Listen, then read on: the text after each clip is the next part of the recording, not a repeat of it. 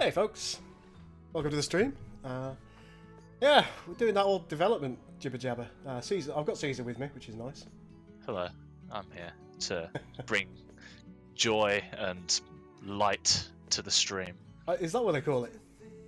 Um, Is that what they call it? In my imagination. So, we are, fingers crossed, releasing on the 13th, as many of you already know. I'm a bit scared, I don't know about you. Not overly. No? I'm looking forward to finally pushing it out the door and for people to start complaining. I'm not sure if you could suggest that one thing is better than the other, given that this hasn't been released yet. Now. But regardless, hopefully we will have something nice out for you on the 13th. There are some bits and bobs that we need to do. I've got a list of things we need to fix. There aren't that many things left. Thank goodness. It's almost as though we've been hard at work. Well, I haven't, but other people have. So, one of the things that we've noted is in some circumstances, and hopefully you're going to play a bit of the game, aren't you, and tell me which ones are naughty. We're still getting a little bit of what you call infinite chase, which means in the event that two ships both have fighter movement, as it would be described in Sins, and both move at the same speed, the ship that is moving away, it's trying to attain maximum distance before it turns around and fires again, and the ship behind is chasing it so it can get into firing range, which means they'll chase each other forever.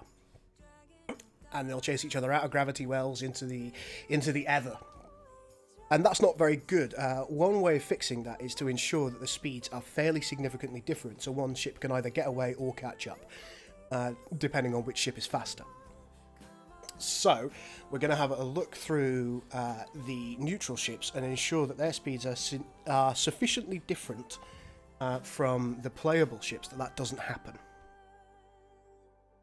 Yes. That's one of the things to do.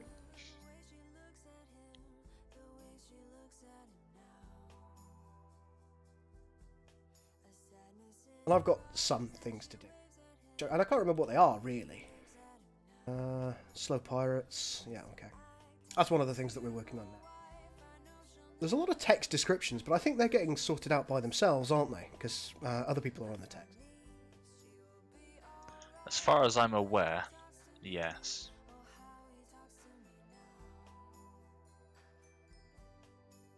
Oh, Federation Research Warp Factor 8.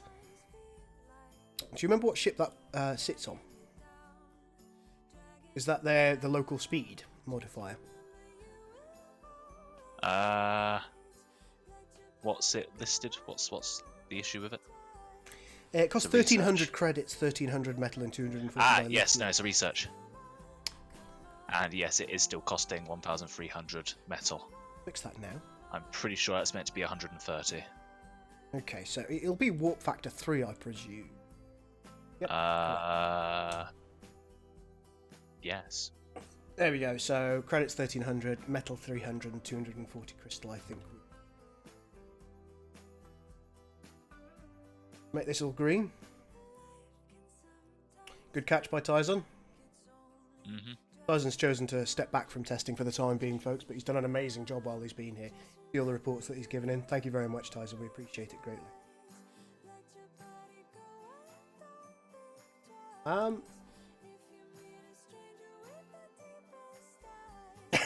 Hide that.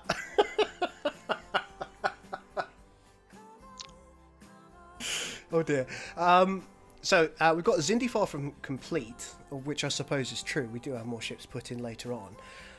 When I scuttle the siege probe, force my camera to zoom all the way in and zoom all the way out, and it wouldn't zoom back in.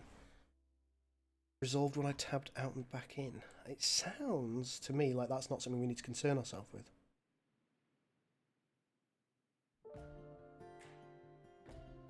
Suspect for the time being. I have no idea.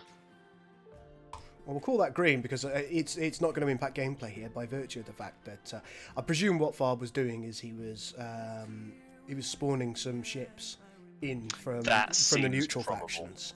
Yeah.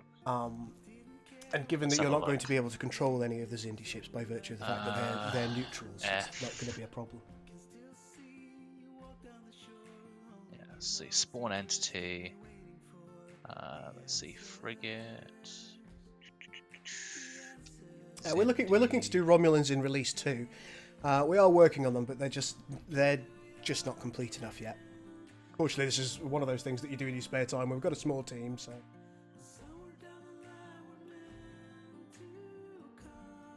Is this live? Yes, it is, Captain Iona. Yeah. Yes, we will answer your questions as you give them. One thing that we should probably discuss is the release scope for Release 1. So what have we got in Release 1? And I suppose Oh, I changed something, didn't I? I didn't like that. Federation Klingons is the simple answer. I have angered the game by changing things in it. Done?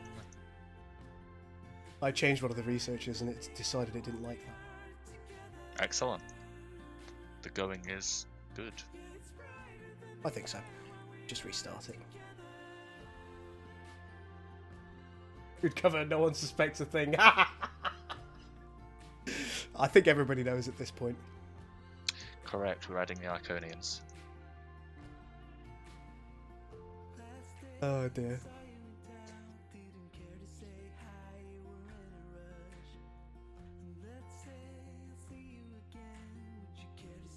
But yeah, fingers crossed, the Romulans shouldn't take too long, really.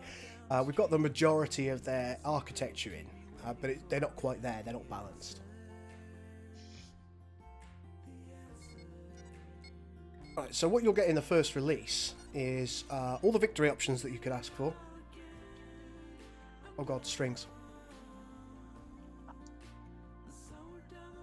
There is an assassination victory, which is a little bit different from your standard capital ship victory. Flagship victory, by virtue of the fact that your flagship, it can't. In this instance, it doesn't fire. It's not a battleship. So you can see an alliance between two of our rivals would be catastrophic to the balance of power in this quadrant. You've been authorized to eliminate the enemy diplomatic missions in this sector. So if you kill the enemy flagship, which is effectively an oversized, overpowerful diplomatic ship, envoy, then you can win the game, because that is this game mode. It's an assassination mode. We also, of course, have capital victory as standard. That's an easy one to do. And we have an occupation victory, which I believe it's a big old, I want to say Dyson sphere, but that's not. It's a sphere. Sphere builder sphere. Yeah, sphere builder sphere. Thanks, Iona. Diplomatic victory, of course, just works as is. And have we done something for research victory? I can't remember whether I did that. I don't know. I was under the impression it was just standard. There's a late game research to do still. Yeah, we have to put it in though. There's a specific research. I think I did put it in. That's not something I've checked. I'm pretty sure I did put a research victory thing in. But in this version, in the first release, you will only have access directly to the United Federation of Planets and the Klingons. Both factions will be fully realised, and they all have all their stations and ships and abilities and good stuff. Non-playable minor factions currently in the game, we have the Andorians, Zexu starships, which is, of course, the Ferengi. We have a Sulaban minor faction, a Vulcan Science minor faction, and the Tellarite minor faction. So that's what we've got at the moment as minor factions go. And as you can probably see, we'll be adding more as time goes by. But that's what we've got in this version as minor factions go.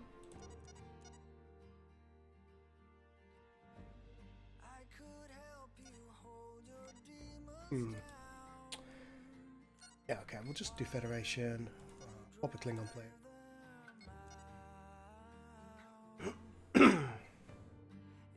I love the visuals of the sphere collapsing in on itself during Enterprise Season 3. Yeah, it was cool, that. That's good to hear, Centurion.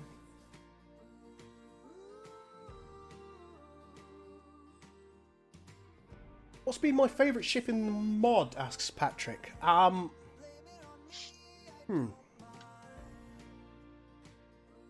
think probably the Poseidon when it was broken. In some of the early stages of testing, the Poseidon's long-range torpedo ability was, or even its standard damage, but also its ability. They were just, it was broken good. It was very strong, yeah. Very, very strong. Or indeed the Klingon light artillery frigate with its accidental 0 cooldown on its ability, in addition to not costing antimatter, so it just nuked everything. It was ridiculous. That was a recent fix as well, so... it was, yeah, we only fixed that recently. There are, I think it's probably fair to point out that there are going to be some balance issues in this version. It's all well and good us patting ourselves on the back and thinking everything's okay. But with lots of you playing it, and hopefully all of you will be playing it, you're going to identify some things that we've missed. So please feel free, very free, to feed back to us if you think something isn't quite right. So if you think a particular ship can beat you too easily, or a particular faction consistently wins, then let us know. Yeah. Because we do need more playtesting, and a general release. I think that's going to give us the maximum amount of testers possible, because you're all conscripted. That. Yeah. Everyone to the mines.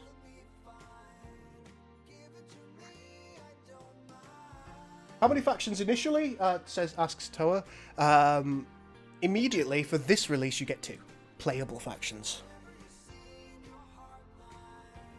There's your Dakir flagship in this instance. You can see it hasn't got ooh, the Dakir flagship needs its abilities sorted out. You write that down? I can. I thought we'd done that. Yeah, I was wrong.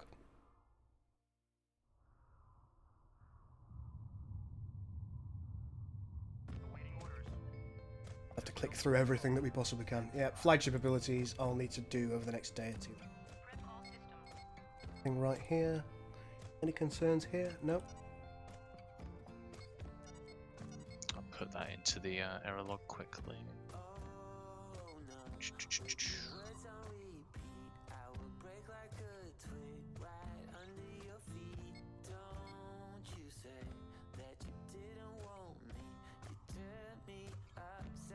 How you doing, Draconian? Are we hailing Titan now? Is that happening?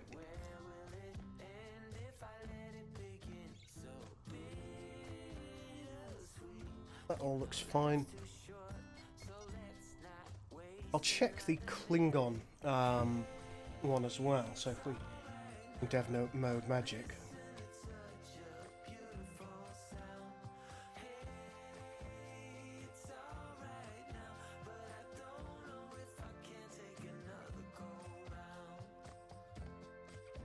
Come on, where are you?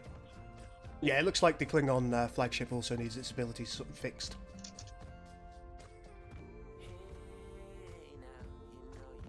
So with the Kronos flagship, I'm not sure if it's intentional, but it looks super duper cool. The the metallic bits on it. I do not. Oh, I think Max has given. Let me have a quick look at your screen. I think Max has given a little bit too much luminosity to certain things. Oh right, yes, Here. I see. Yeah. And you can also see it to a limited extent when you're on the light side as well. And I really like it, so I'm scared to have him fix it because it looks cool. No, don't tell him. To the error log. Yeah, it looks super cool. No, not the abilities, not the Oh, that's fine. Good. not the illumination. I really like it. Not intended, Don't but worry. it looks wicked. You can chill.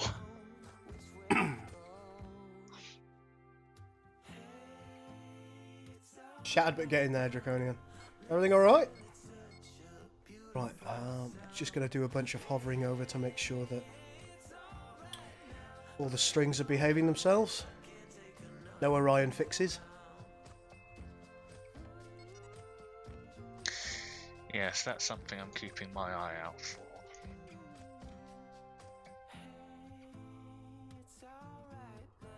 They're all good. Yep, they're all good. Or any strange costings as well is probably something that we should keep an eye on.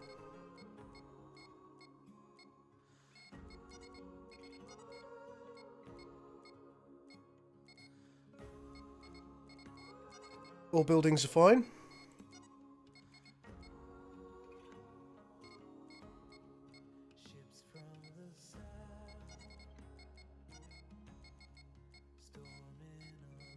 Ships so far are looking good.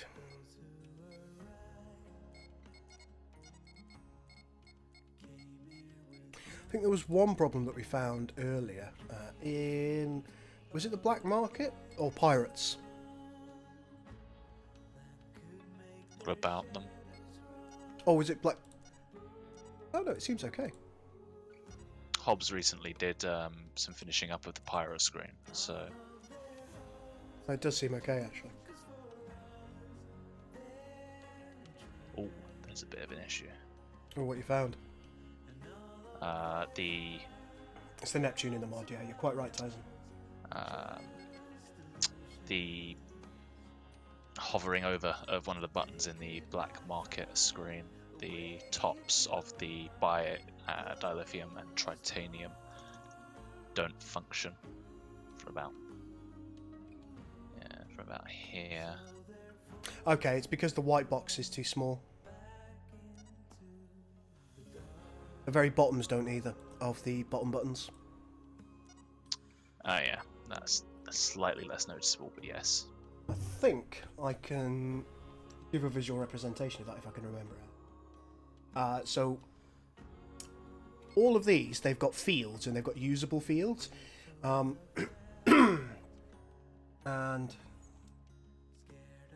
rendering, I think it sits in. I think I'm lying. Well, that's no good. Windows? Show window areas. Yeah, okay, so if we show in window areas, you'll be able to see this on my screen. Mm-hmm. There's the problem that we're having. See these white boxes? Yeah. That's the current usable area. And there's also a white box down here. Right. So we increase the size of this white box. And that will solve the issue. Excellent.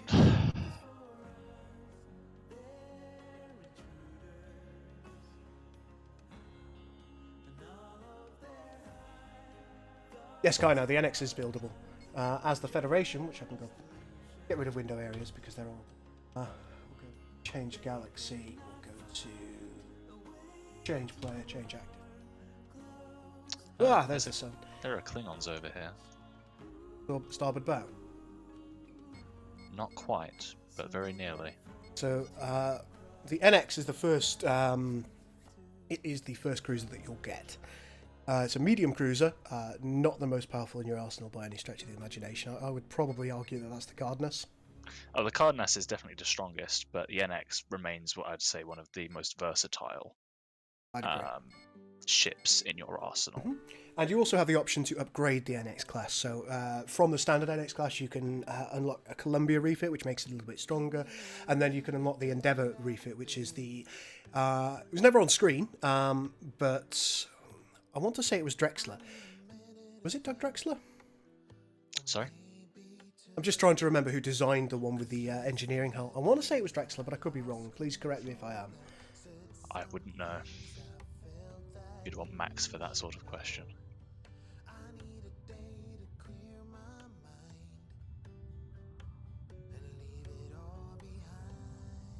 But yes, you can upgrade the NX several times into better variants of itself, which will make it competitive right until late game.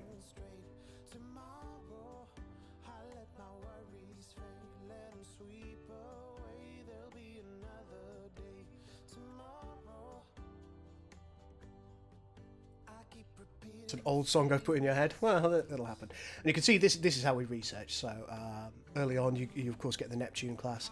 Then you can unlock the NX class, and we felt that the Poseidon is similar enough to the NX that by unlocking the NX, you unlock the possibility of getting the Poseidon, which you can research. And then, because new technology was used in the Poseidon, there are certain newer applications, including the Columbia refit and the Endeavour refit. You can, of course, go for the Yorktown class as well, at this point. And then you get to some of your more advanced ships. Nice and easy, nice and simple. Oh, that's an aquatic battleship. Oh. Well, it was good knowing you. Yeah, I think you chaps can leave for now. So I'm going to guess that the Suliban are too slow, and they need to be sped up somewhat. As in the Suliban militia. Yes. The cell ships don't. They're okay, are they?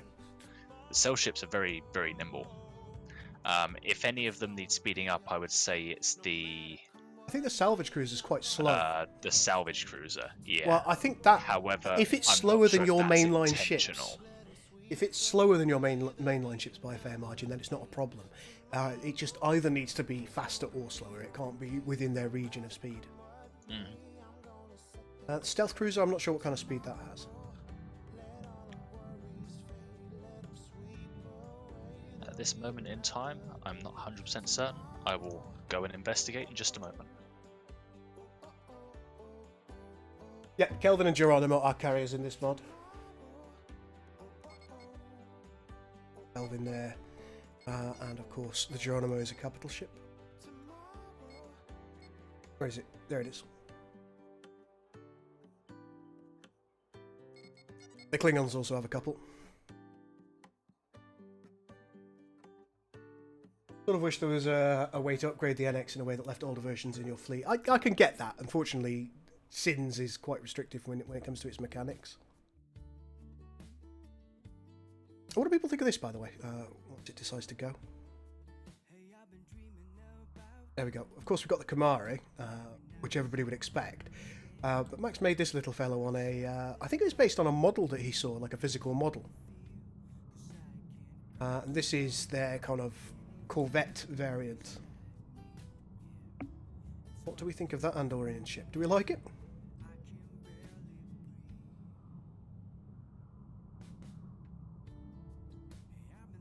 I like all the Andorian ships. They're all pretty.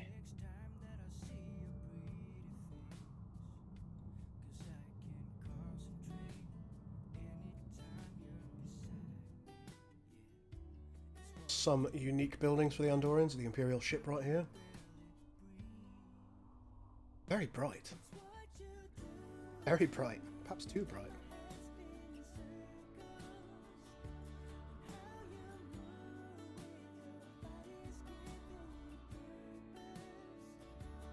The Andorian trade post.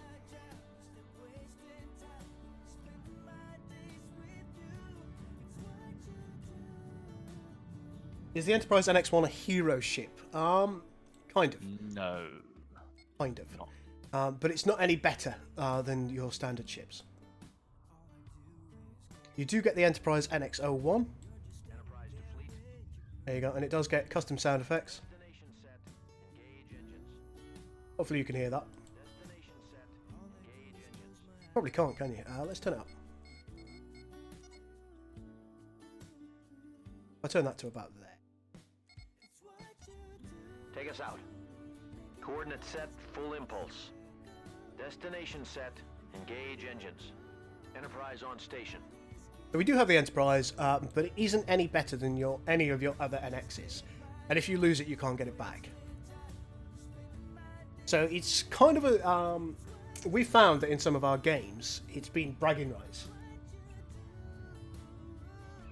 If you can actually keep your Enterprise NX-01 until the end of the game, people tend to brag about that, don't they?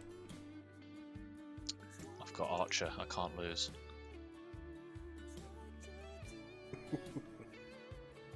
I also wanted to look at the Yakembas as well. I think they might need to be sped up. The Nausicaan ships. Again, they felt okay. How they feel doesn't matter. It's just whether they produce infinite chase. I didn't notice infinite chase. That's what I mean. What about the Gints? They're very middling on speed, aren't they? They're quite slow, I believe. That tends to be okay. Oh. Oh, I wish we could bin this now. The rich text folder lag really irritates me. Mm-hmm.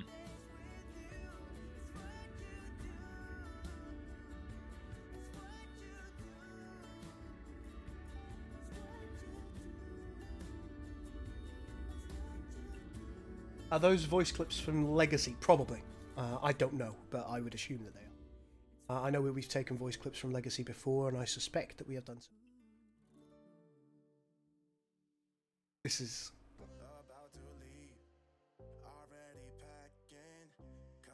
There's the trade station. There he is. Lord Zek.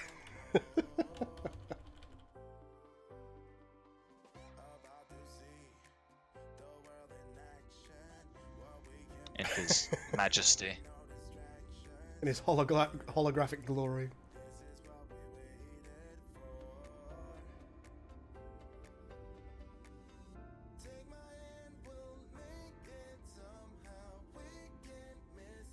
But yes, you do get hero ships, but only for bragging rights. Long story short. We do have a full roster of pirate ships as well. We've got this, which I think is a really cool design, the Orion Interceptor. I really like that design. I'd drive one of those.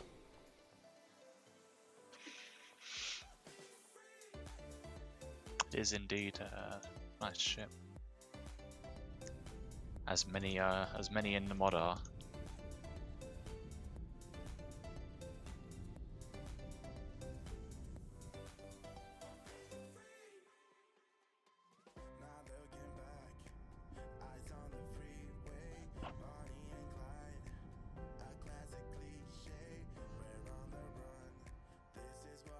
Should have a capital ship hiding somewhere as well. I think it's over here.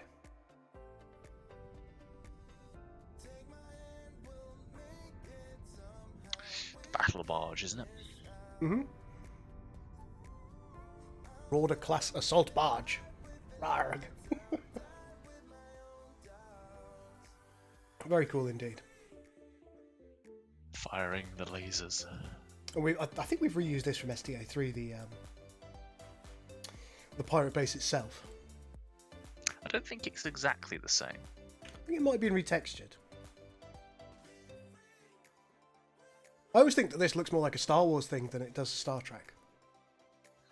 What about your thoughts? I can certainly see it.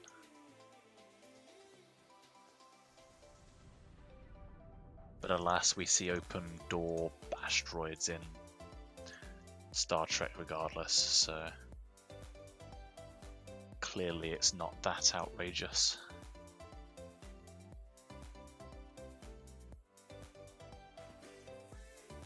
Light going on over here.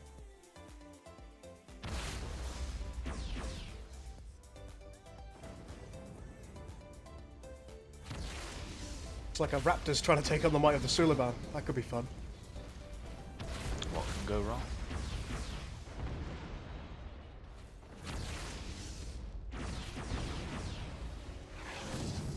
Oh, he's doing alright.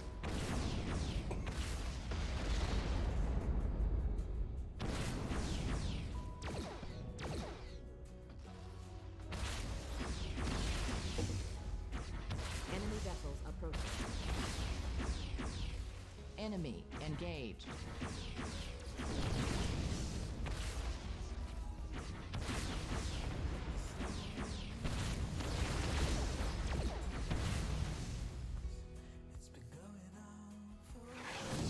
Oh, it doesn't matter, it's dead now.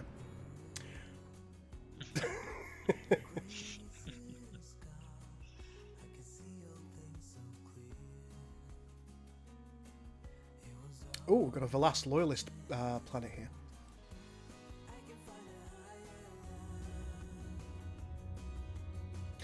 I thought we'd fixed the hole in the Vaclus. Enemy engaged.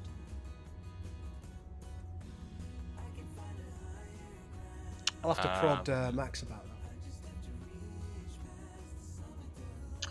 I was under the impression it had been as well. Well, it ain't. Yes, I can see that. I think that's Nef's model. It is, yeah. But I know Next gave Max an updated model. Let me have a quick look.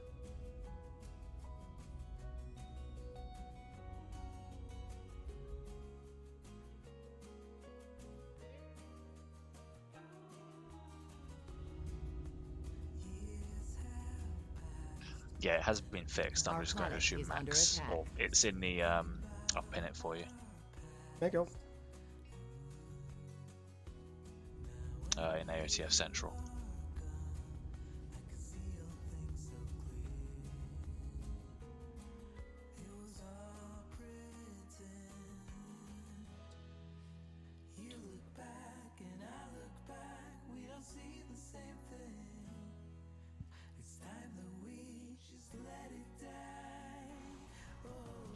Yeah, I'm not seeing any evidence of infinite chase. But there's got to be situations where it's produced, right? Otherwise it wouldn't be on the list. Yeah, I suspect it will crop up in the future. It's just a question more of, I think, when.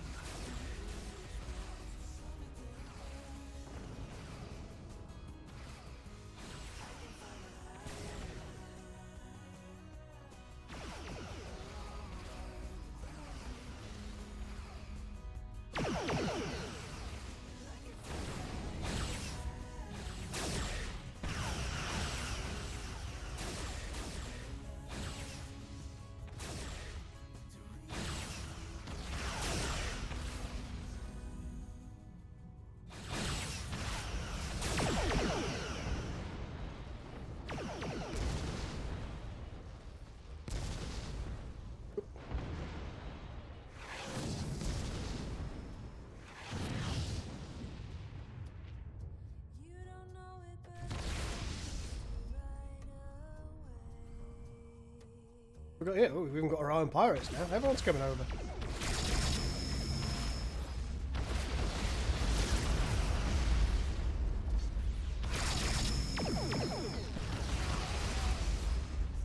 Straight for the flagship.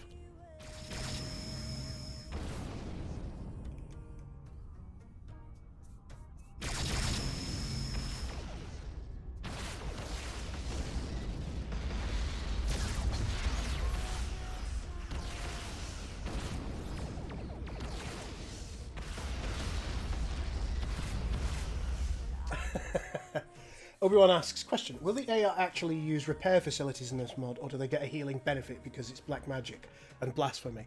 The latter. The same also goes with their antimatter. Now, under normal circumstances, as a player, your ships, they don't increase antimatter. It's something that you've got to do manually. You've got to take them to a refueling station, refill them with antimatter, and then you can push them forward, excepting in certain circumstances where you've got a refueling ship. The AI, they get some super secret research which allows their antimatter production and indeed their natural healing to go up quite a lot. So you'll find that they're still competitive despite the fact that they don't tend to use those stations in the same way that a human player might.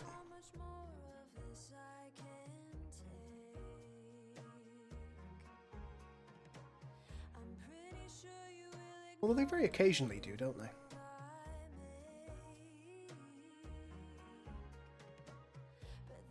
What's going on with Caesar here? Not very much, just doing my thing. Drag it over here and have a look. Namely, expanding slowly. Playing as the Feds, are you? I went random and got given the Federation, yes. There are some Klingons up here. With a nice Class M There's a rich asteroid field. There's another class M. So I'm probably going to go down here next.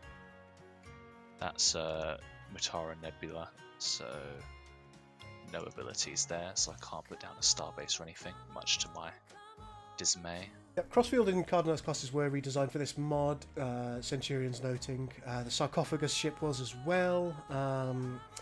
We have our own version of the Franklin, which isn't actually that dissimilar from the one seen in the film.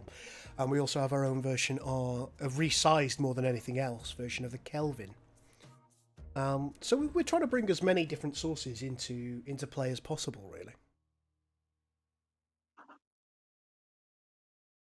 A sensible position, really. Well, I think it's quite nice. Like, you know, regardless of whether you're an old school fan, like most of us are, or you're a fan of the new movies, I think there's a lot to be enjoyed in Star Trek. Absolutely. And just because somebody is a fan of the new stuff, whether that be Discovery or the 2009-esque, what are they called? How My Eyes films? J.J. Abrams. Yeah, J.J. Abrams. I think, Lens Flare Central. Lens Flare Central, yeah. It's nice to have some kind of representation in there. Yeah. Check on these errors because I've been talking and not doing anything. Description text of the Spartan accommodation and battle taxes overlaps the edge of the screen. Yes, that's something Hobbs was talking about. He's not sure why. Battle taxes seem short enough that it wouldn't. Yeah, that's exactly it. Spartan accommodation I can get because that's quite a large word. Large group of words. If you... Where is it? Spartan digs.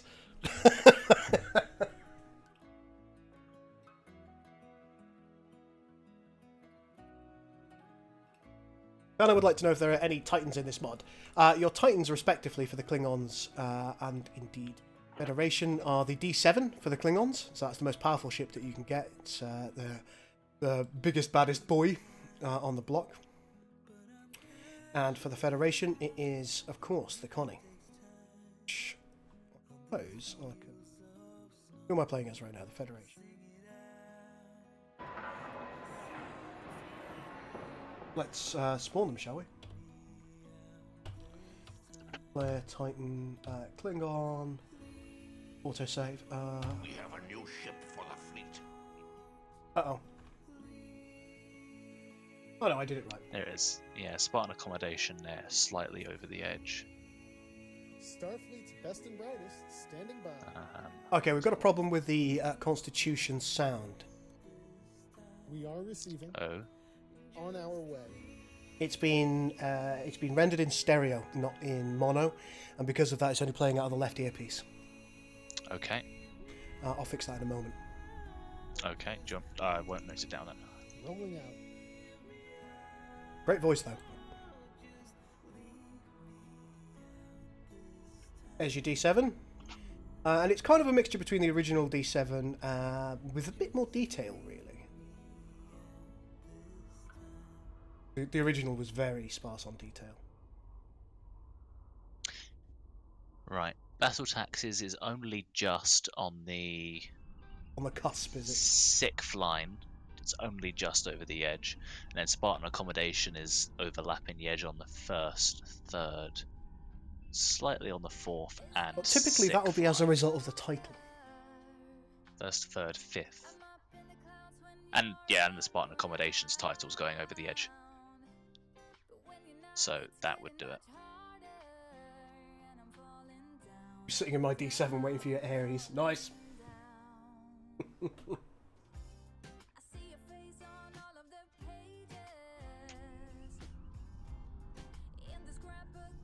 I think it's fair to point out that the Enterprise has got a little bit more detail than the original as well. Just a smidge.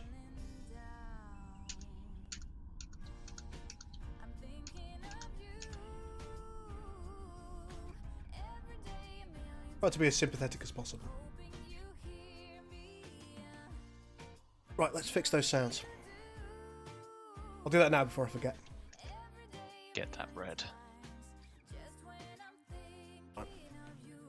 So I'm hoping it'll be Fed Titan. Ah, it is. Good. Ah, wunderbar. Dada.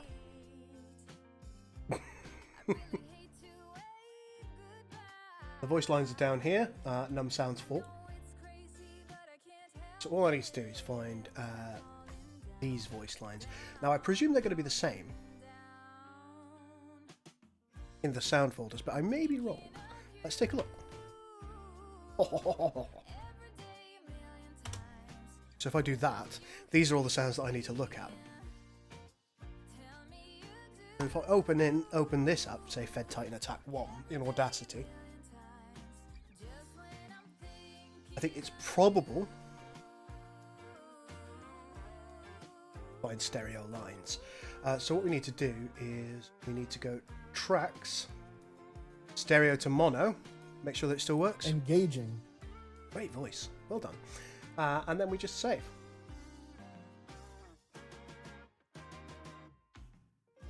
Also we export. Orbis in the correct file. Should take me a moment to find. Oh. Oh. Oh. Oh. What you found? I've just noticed something that's been overlooked. Ah, shit. What you got? The planet icons on the Empire tree are still stock. What now? The planet icons on the Empire tree. Ah. Alright, pop that in the error list. We might have to get somebody who isn't Hobbs to do that. He hasn't got a lot of time this week.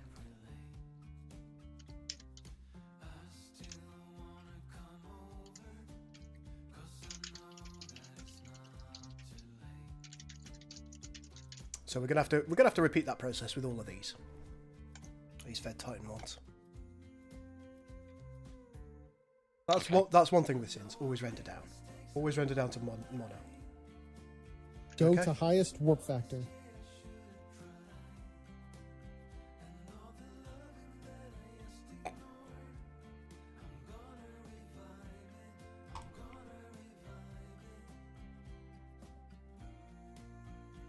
Luckily, as you can probably see, folks, it's quite a quick process.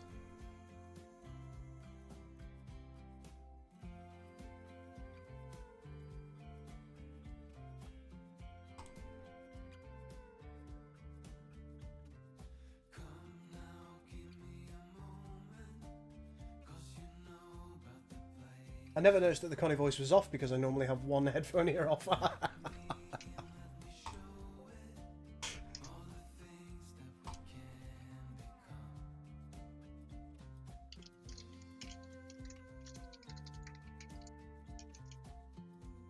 It's something that's worth checking for some of the other ships as well that we've got custom voices for, just to make sure that we haven't sausaged it.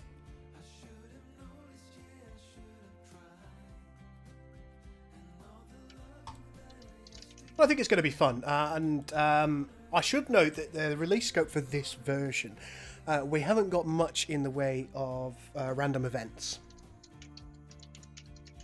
Fair to say, isn't it? Not a huge number, but they've not really been the focus. No, they're not really the focus for this one. We are going to have more random events a little bit later.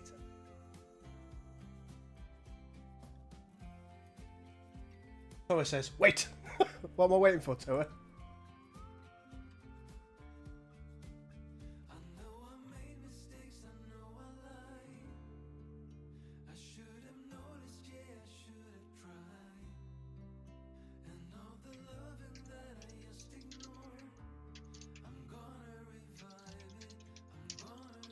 $300 instances. Oh.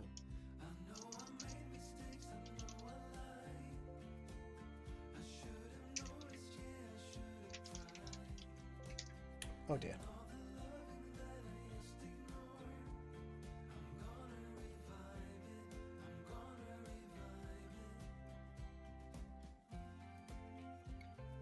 There are some random events, but they're not going to be as populous as some others. Certainly not going to be as many as Armada 3. Which arguably has its own downsides for having so many.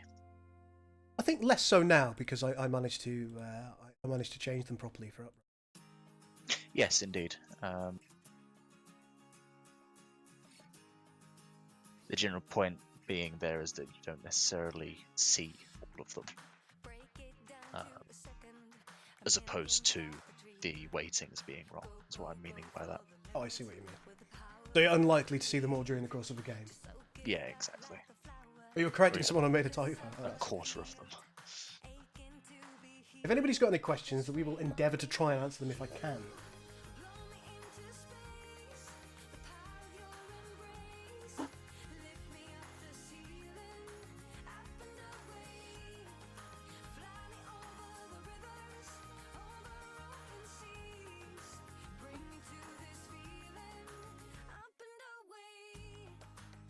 Gorn encounter? I suppose it is TOS.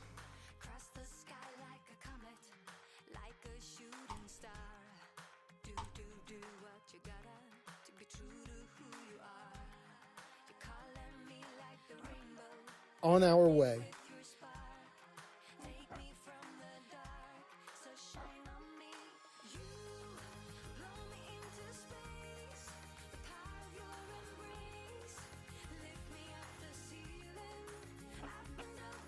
Nearly through all these. Conestoga alone, Klingons.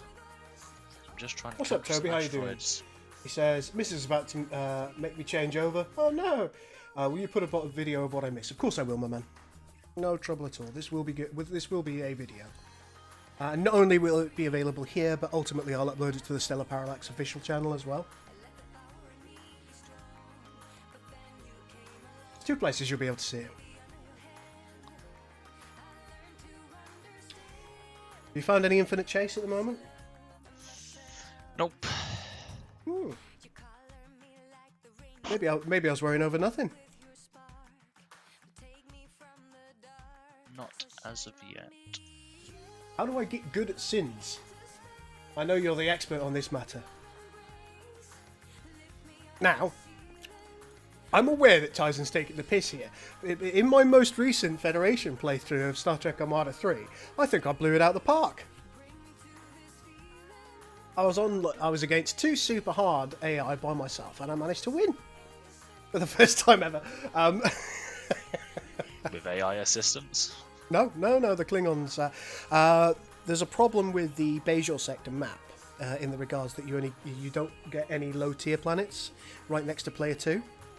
Mm-hmm. So the Klingons never really expanded, leaving me to have to do all the work by myself against 2. I can't remember what the difficulty. It was like the cruel AI basically, by myself, and I won that. Well done. When do we get a full campaign for this mod? There won't be a campaign, simply put. Unfortunately, Sins of a Solar Empire doesn't support campaign at the moment. Maybe it will do one day, but I doubt it somehow. Maybe in about 20 years when Sins 2 gets released. As a... One thing that you can do... As a VR game. As a VR game, yeah. One thing that you can do is you can make situational maps. So you could make kind of a campaign, but it would be dependent on the user clicking the right one and going through it in sequence. But the fact of the matter is, most of the maps, it takes so long to win. Do you want to go through that many missions? I think it would be a difficult balance to strike, wouldn't it? For a campaign. I mean, there are certain things that we'd love. I've always wanted to be able to have a briefing come up before you start. And if you could get kind of a briefing, then you could fake a campaign quite nicely. Because there are certain tricks that you can do with maps where you've got a bunch of ships to begin with. You have preordained territory. The enemy have preordained territory, and you can just you can make quite quick ones, quick plays for certain things. So you could have a campaign from a map standpoint, just not from a real standpoint, not where you where you sequentially play the maps without you having to take additional user actions in between. Yeah. And I don't think you would feel the same sense of accomplishment, because it would just be like playing a number of set scenarios independently. It wouldn't feel like a campaign, even if we did do that. I don't know, you tell me, guys.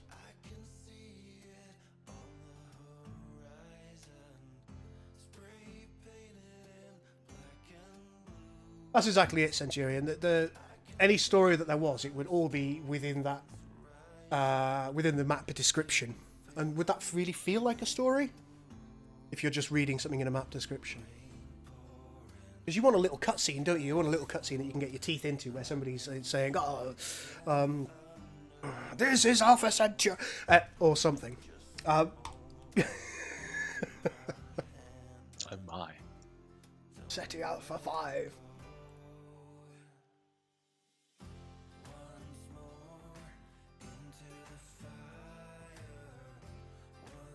We've been making a canonized map of the known quadrant for the mod this timeline is in. Portions of quadrants, possibly, not an entire quadrant. An entire quadrant would destroy sins, yeah. It would eat sins alive and spit it back out. Portions of quadrants, certain sectors, yeah.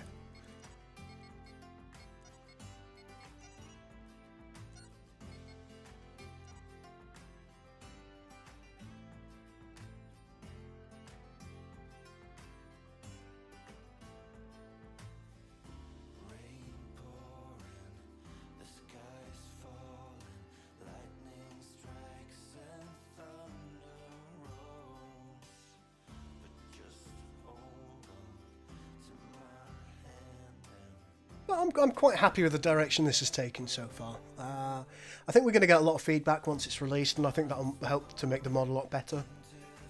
That'll help immensely. No question about that. As well, we have had playtesters, of course, and big thanks to all of them. Thank you very much, guys.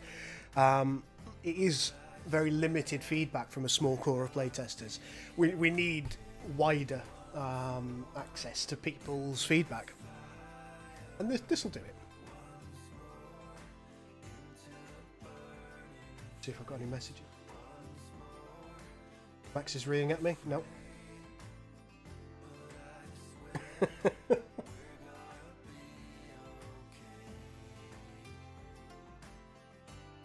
I have plans to have a map or two on specific sectors if I can get the Galaxy Forge working. I think we'll have a Galaxy Forge within our download. Because we've got like specific visuals, haven't we, for our little Galaxy Forge.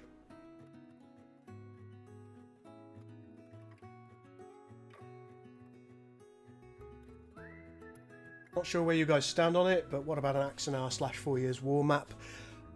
We haven't got one called that, but a lot of this mod is based on Axanar.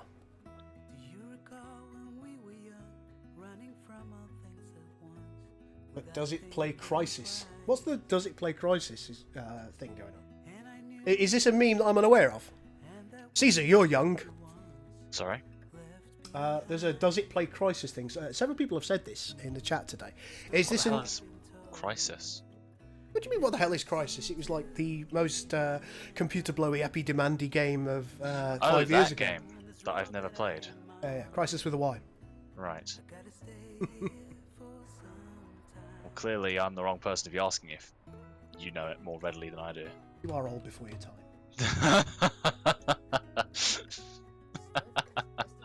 Right, Correct. Let's have a listen. Oh, there are Klingons here. Oh, there are a lot of Klingons here. And by there are a lot of Klingons here, I mean there are 2 Klingon carriers with a lot of strikecraft here. Rolling out. RVing that location. Rolling out. There you go. Oh, That dear. seems to be fine now.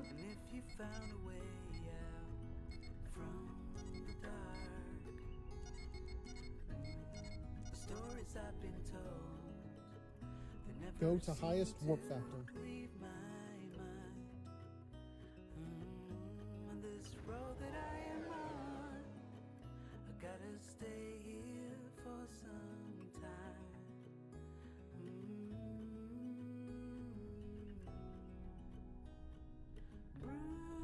quite interested that we chose to go with the Discovery-esque Federation symbol.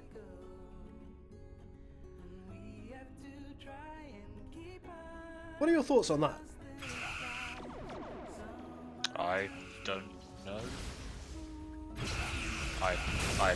As I've said previously, I haven't watched Discovery at all, so I don't have any opinions on it. And so as a consequence, I don't really have any opinions on its inclusion here.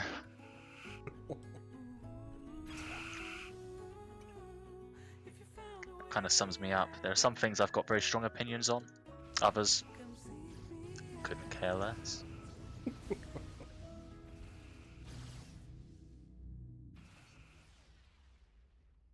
Like, I have very strong opinions right now that these Klingons are bastards, but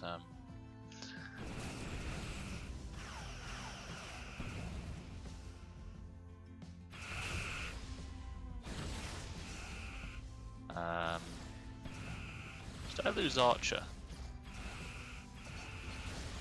Oops.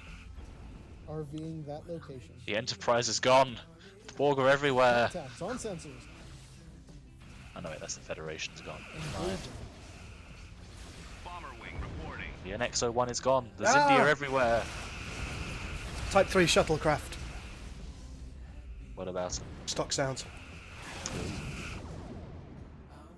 Killer? Copy that, TACCOM.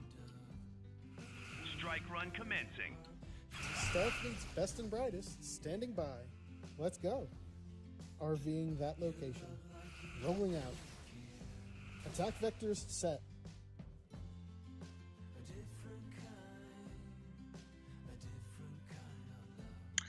Okay, so this Klingon AI really likes its carriers. It has 3 carrier cap ships.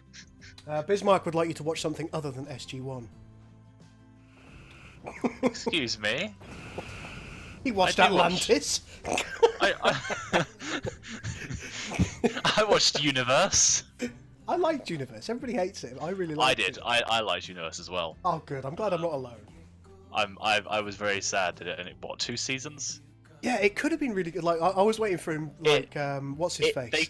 They cancelled it What's as the it lad was called? getting good. What's the lad Eli. called? Eli. Yeah, I was waiting for like season 3 to begin, and he was like, he'd be like Yeah. a fucking hench monster because he's been alone.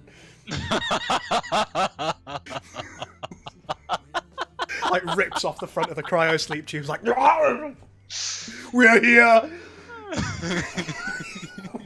Jesus, Eli, what happened? I got bored. I got really, really bored. My mother told me no masturbation, so I worked out.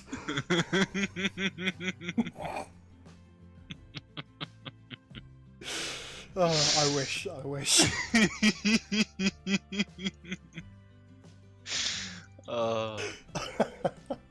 love it. Right, let's take a look. Recommendation to slow pirates, specifically because there's an infinite bug chase present there. And that's from you. Recommendation to slow pirates, infinite chase bug present, especially with outlaws. Well, if it's pirates... okay, I think I remember now. That's because with minor factions, the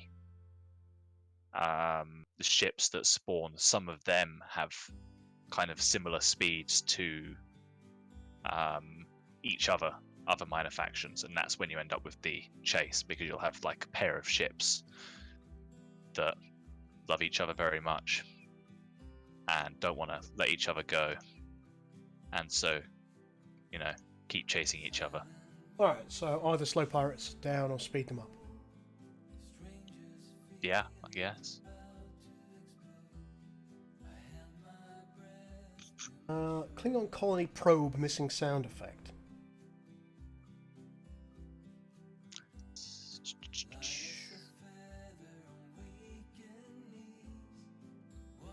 Is that for the capital ship? Standard. See, I don't know. I thought you were cool. Man. I honestly don't know. When we were talking last night. Yes, last night about this and looking through the list. That's one of those. I don't have a clue. That could be the Klingon colony capital ship. The Killer Lingon. Yeah, the Klingon colony cap ship probability. Oh, planet mindsets. I'll do that while you're thinking. I'm honestly not sure. I don't even remember writing it down. That's how not sure I am. Oh god, the fucking carrier cap ships are in my space.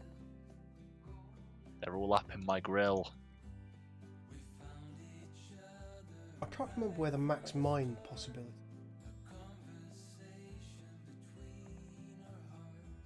Pretty sure it's just in planet types. I think so, wouldn't you? This is an ability. That's a planet ability. Yeah, okay. Oh, there you go. Mine count per player. We said 25, didn't we? Yes.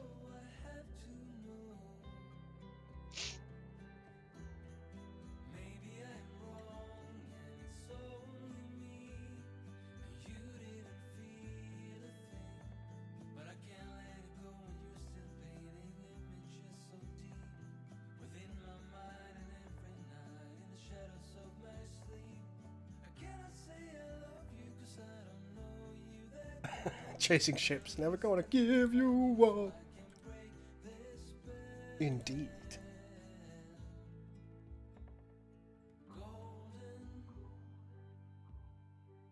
Yeah, we suspect that the mine counts per planet type was never going to be an issue by virtue of the fact your economy's never going to be good enough to build infinite amounts of mines. But we all know that somebody will abuse it if we give them the opportunity. Speaking of mines, I just deployed 4 and accidentally killed all of my Franklins because they didn't get away in time. Yeah, that's a point. In this, your mines can hurt you. Yeah, friendly fire is a pretty big thing. Leave my starbase alone, Klingons! I'll come and have a look and see what you're doing in a moment. Gonna die! I also now lost my anti-fighter. I think you're having a real bad day. Against the AI of all things. Yeah, it's not going great. It's a lazy day. You're playing now like I do usually. Yeah. Well, I've got 4 planets, for example, but yeah, it's a lazy day. Speaking of kind of like lazy, relaxed things that you could kind of enjoy, but you don't need to get too frenetic about, I sent an email to Ubisoft yesterday. Okay. Asking them very politely if I commit to X amount of hours of content, will they give me Anno 1800? So if they say yes, then that'll be appearing on my channel. If they say yes, then fantastic. If not, very sad times. But if not, you can't really blame them because I'm not a very big YouTuber, am I? So they've got to decide whether the additional sales that they might generate as a result of me showing content is going to be worth giving me free stuff. Okay, these Strikecraft are a serious big issue. They're supposed to be. That's the way we design them. I need more Franklins. Run, Yorktown, run! The last episode of Discovery I really enjoyed. This season. People are talking about disco in there. And yeah, I really enjoyed it. I thought it was good. Genuinely good.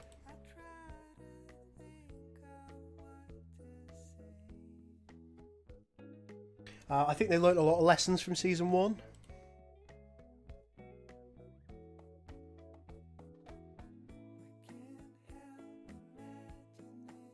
Yorktown got away! Hooray!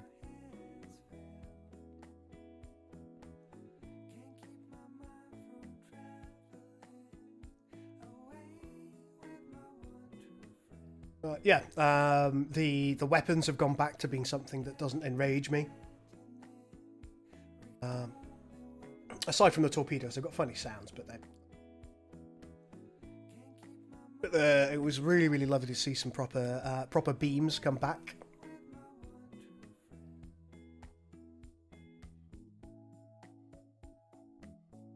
Genuinely, I think it was quite a good episode in the great scheme of things.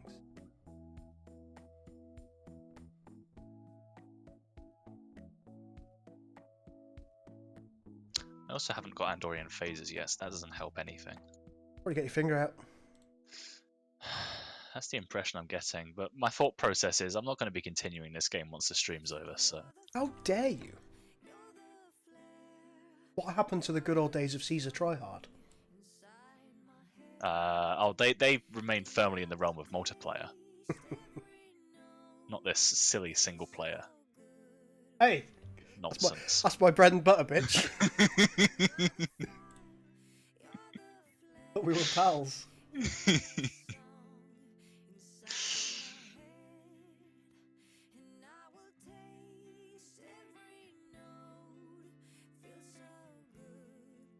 I'm also meant to profusely deny any concept that I try hard, so I Are don't you? do that. Yeah, I don't try hard. Pfft, who's got time for that? Not me. Totally.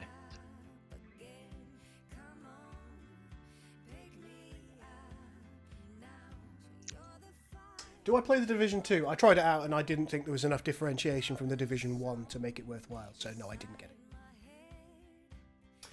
I think it's a perfectly acceptable game, with just the right of microtransactions to make you want to bore your own face off. It's perfectly balanced, as all microtransactions should be.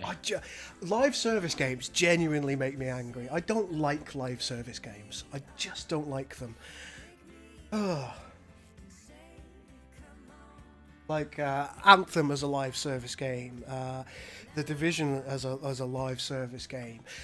What else is like the new Call of Duty games? You could, in many ways, suggest that they're live service games in the way that their monetization has been approached. It's absolutely bloody god awful. Battlefront 2. Star Wars Battlefront 2, the way that monetization was approached for that, I absolutely hate it. And live service games, they're just a humongous scam. Like, you know, people say things like Star Citizen is a scam.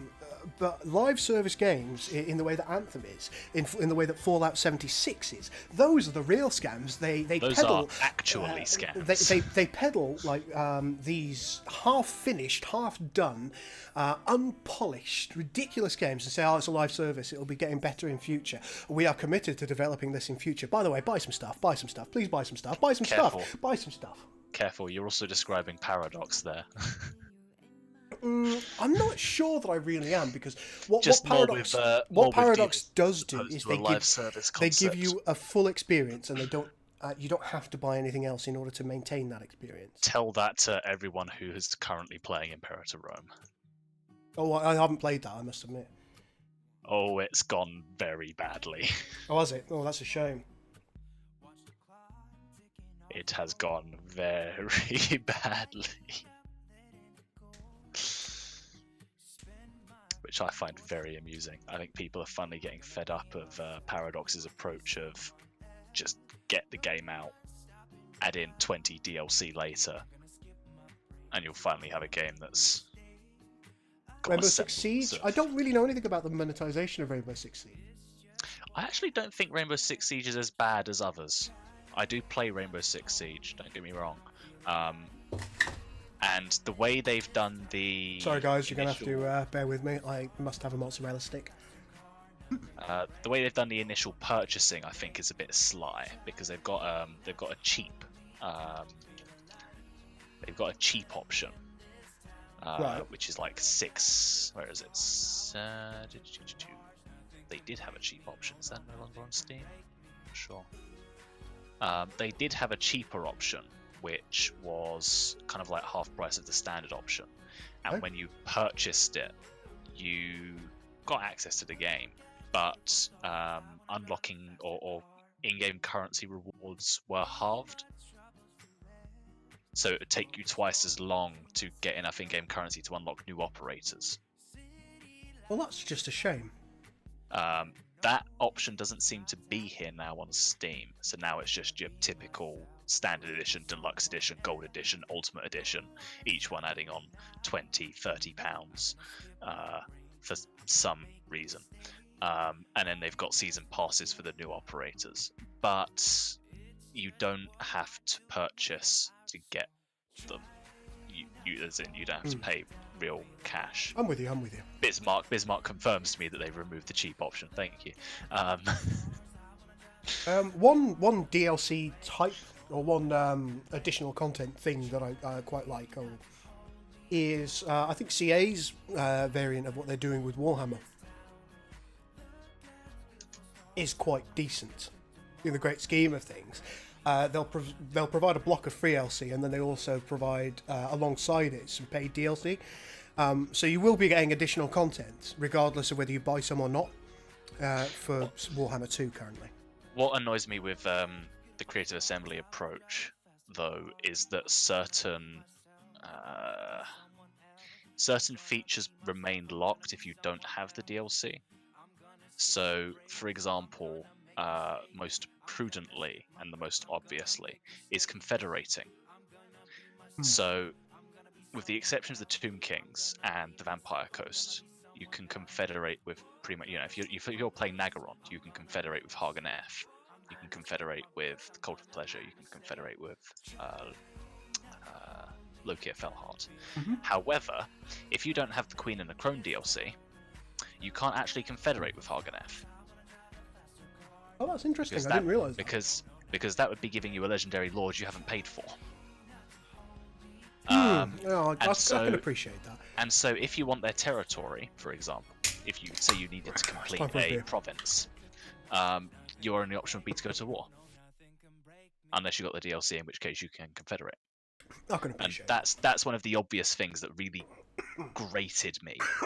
Beer went down the wrong way. Oh, there we are. What are your thoughts, guys? What are your thoughts on the way that DLC works, the way that paid content in general works? Is it something that you can understand from a publisher's point of view or a developer's point of view, or is it something that you would rather see somewhat changed? I've got no issue with paying for new content to a limited extent, because if the developers have done additional work, then why shouldn't we give them a little bit more funding in order to continue their efforts? I think there's nothing unreasonable with that, is there?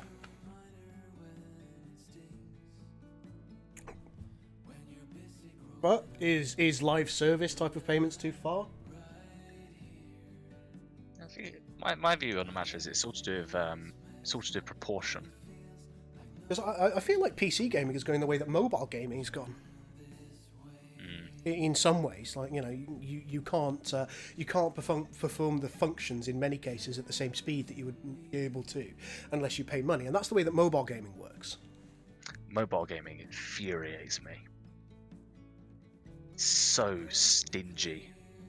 Right, give me your thoughts, guys. I mean, I've been tempted many times. I mean, one thing I'm not. One thing my channel isn't is a drama channel. It isn't geared towards that. It's geared towards having a good time and a relax and maybe the odd chat about things.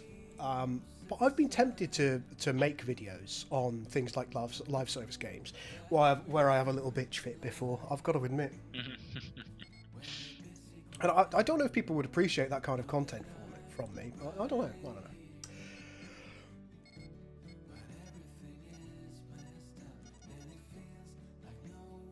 Vortex. Let's have a look at this.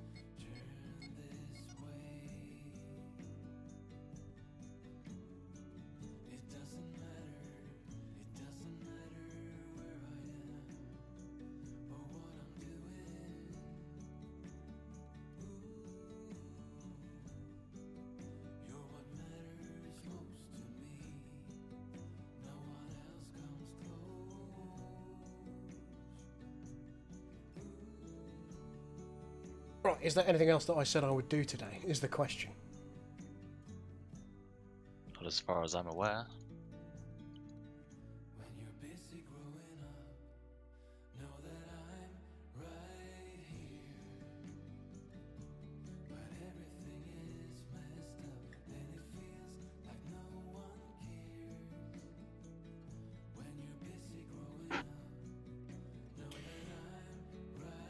Home world asteroid on random maps does not have tactical slots unlocked equal to number of tactical slots used.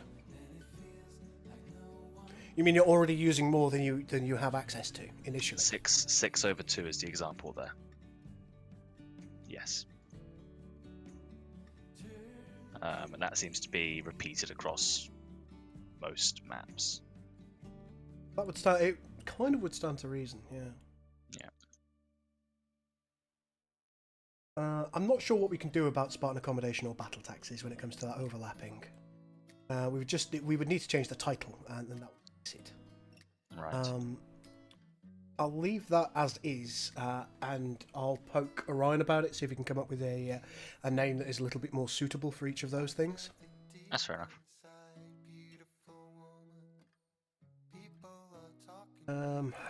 Slowing pirates. I suppose I could do that.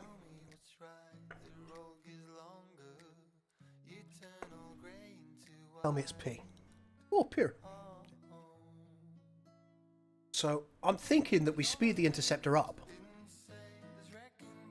The pirate intercept is already very fast. That's, I think, one of the ones that's less of a problem. I mean, it's the other types of ships. Okay. Not the barge. I think.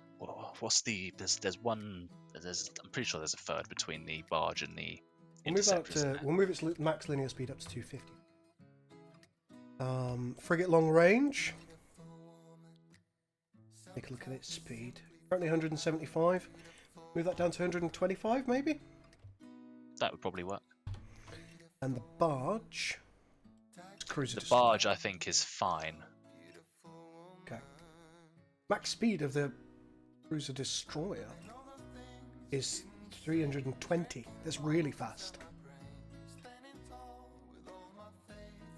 That does seem very fast. I can't remember what the NX's speed is, but that does sound fast. Well, let's have a look.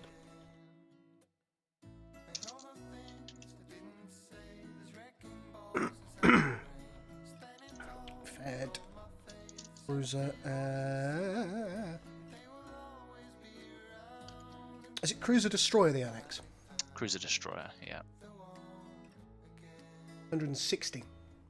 Yeah, so that's very fast. I'm going to move it to 220. Boy. Okay, cool. And that in most cases should fix it. 125, 125. That's faster significantly. Interceptor is faster significantly. So yeah, that should fix all of the pirate issues.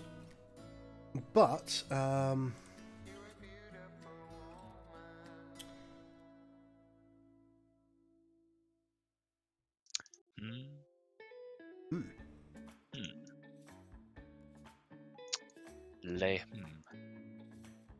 Can have a look at the Ferengi frigate. Speed it's got going on. Wow, 400. Okay. So that's never going to be a problem.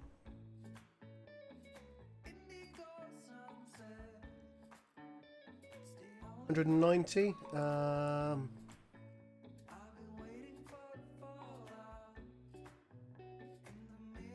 Destroyer 160. That's going to be a problem. We're going to move that to 185. Whoa, no. There you go. All right. So anything that is roughly the same speed as the other ships, I'll change a little bit. Oh, we've got a few responses here. You were going to check the other custom voice files for stereo output. Yeah, I will do that. I don't have a problem with DLC generally, says Battleship Bismarck.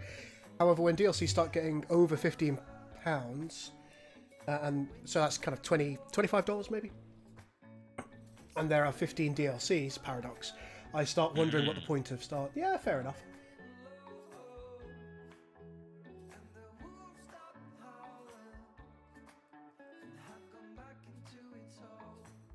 See, I think £30 on a game now is cheap.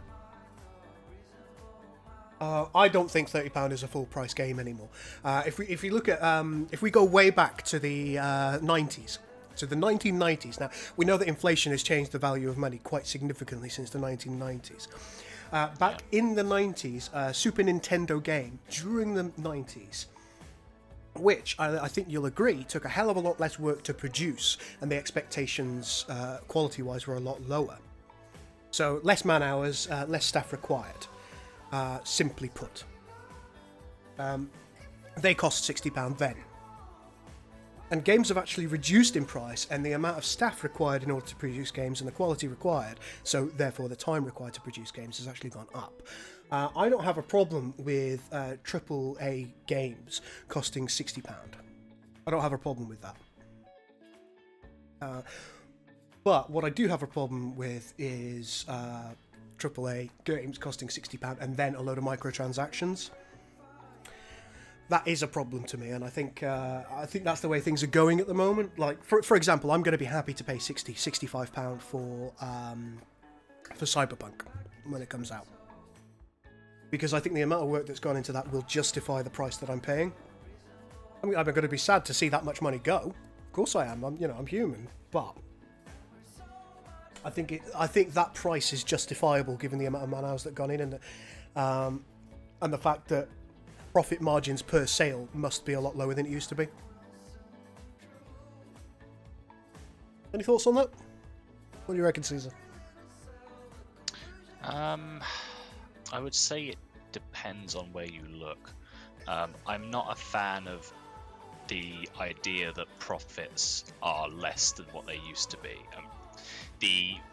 I think the fundamental issue is that most games in the past were made by smaller developers and smaller publishers and then sold onto a console or consoles. That is much less prevalent today. There are fewer very large companies that produce games on a broad genre. And there's a lot of over budgeting.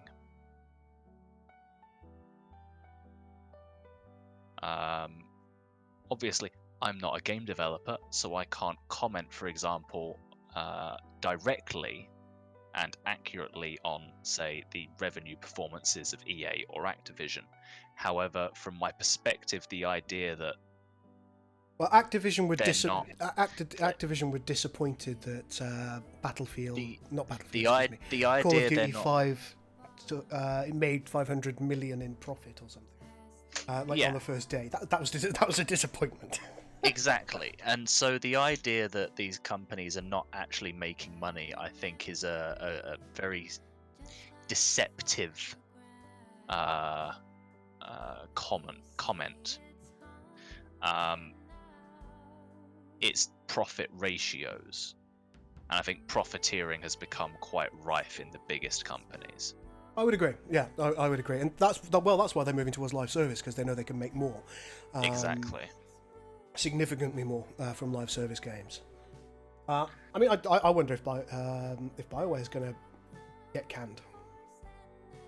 Well, there was a lot of talk after Andromeda that BioWare was going to get canned. Yeah, and then there's the disappointment of Anthem, which is a disappointment. It's got next to no content. Realistically speaking, they only started working on that after the E3. They can't say that that's 6 years worth of development. It can't be. Simply can't be. Because you've got about 20 minutes worth of content in that game. And so I think just broadly, and oh boy, we're going down the politics hole. No, this isn't politics. This is game increasing centralization across a lot of sectors of industry, be it entertainment, be it video games, are very bad for the environment as a whole.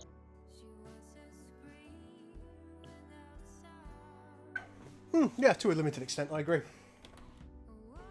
To a limited extent, I do agree. I mean, what I would like to see in an ideal world, I mean, this won't happen. This absolutely won't happen. But I'd like to see distributors like Steam, I would like to see them give bigger incentives to smaller developers and smaller producers. True. That won't happen because the simple fact of the matter is Valve, I suppose, but Steam, what it's bothered about is volume of sales. And I think you've also got to keep in mind some of the absolute awfulness that has been published on the Steam. Was it Steam Greenlight or something? Greenlight was a problem because it wasn't policed very well. Yeah, the absolute awful content that was published on. You're talking about the asset flips because there were a lot of them. There were a lot of asset flips. Exactly. Only kind of undermined Steam's kind of, I guess, advocation of attempted smaller developers. Yeah, and that was a crying shame. Very unfortunate that happened. Definitely a lack of policing in there, and perhaps those who were trying to do the policing didn't. Perhaps video games weren't their bread and butter. They were more into compliance. Yeah. Typically, I don't know about you, but there are certain warning signs that you get immediately when you look at a game. You can tell what's an asset flip and what isn't. Oh yeah. And usually it's a terrible UI that tips you off initially, and then you see things. I've seen that somewhere else. I've seen that somewhere else, and then 5 minutes later you found all the assets on the Unity store as a single package for $5. Yeah. And indeed the default gameplay style. Unity is a real. It's probably the biggest asset flip. Big problem issue. Because Unity store, somebody makes a basic premise with some assets, and that just gets flipped onto Steam Greenlight, or used to, doesn't anymore. Yeah, since it got closed down.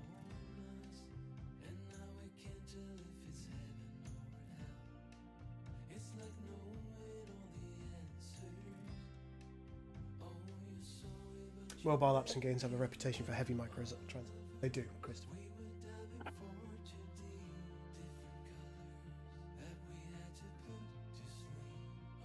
Yeah.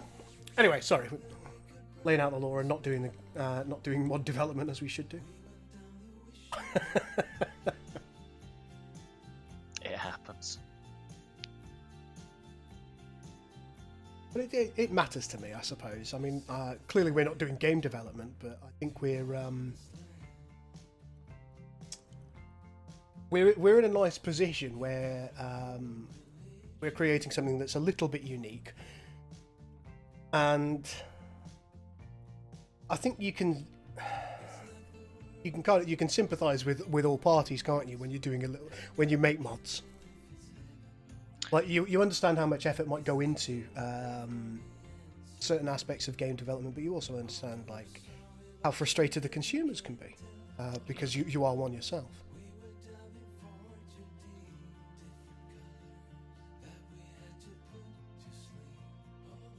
Luckily, every decision I make is fantastic, and I've never made any mistakes when it comes to STA3's development. None. Why are my credits going up and down? I'm sorry. It was a bad decision. I shouldn't have done it. It was a slight error.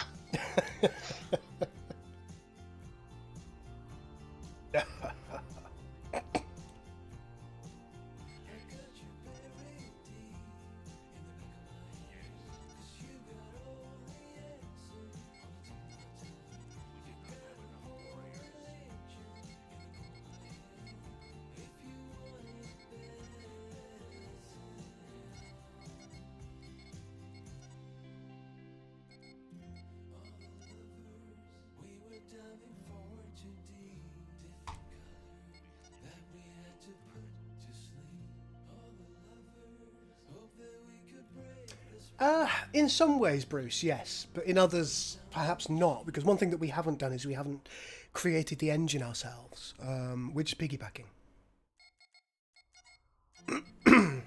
So I would, under most circumstances, argue that, like, you know, full game development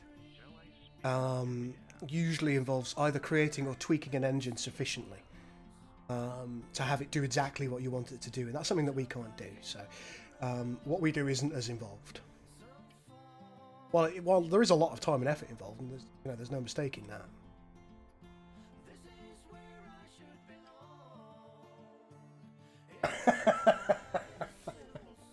Tyson says, "My credits! Why are you doing this?" I know. Just to annoy you, that's why. Hopefully in Sins 1.95 we'll have an elegant solution to that and everything will be lovely. Here's to hoping.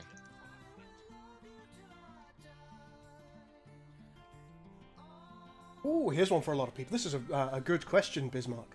Here's one for a lot of people. What do the vast majority of you think about the Space Engineers DLC, if you're aware of it? Now, there are definitely two arguments for this one. I'm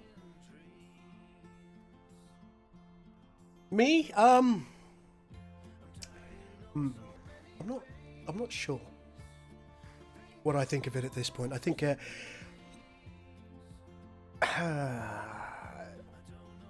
given that mods in most circumstances can do most of what the DLC does, I would consider the DLC to be a little underwhelming in many ways.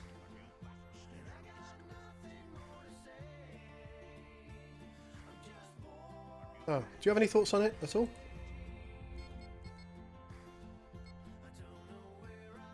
Caesar, help me. I don't play Space Engineers, so... You disgust me. Never touched it. So I'm afraid I don't have an opinion on it.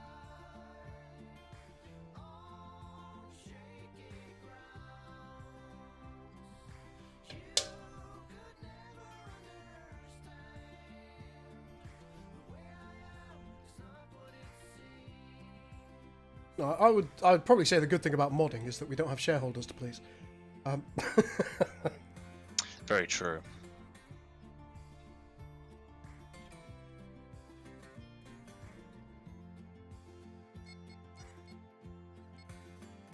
Come on. Research, you cretinous swine.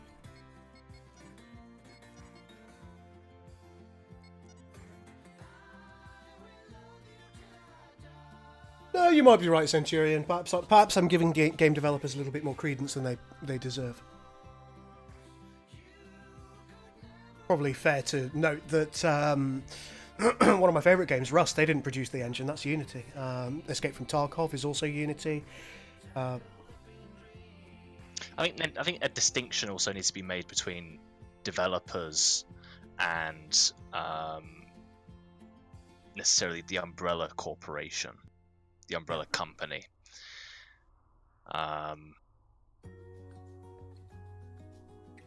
Because, I would suspect most BioWare employees were not happy with how Andromeda released, for example. A little bit like how I'm not pleased with how my dissertation's been submitted. I'm out of time. I can't change what I've now had to return. So you've made a whole bag of shit, have you? Not a whole bag of shit, no. I don't quite view it as that bad, but there are certainly some glitches that I wish I could have ironed out, but I didn't have the time to. I'm sure it'll be fine in either case. I certainly hope so.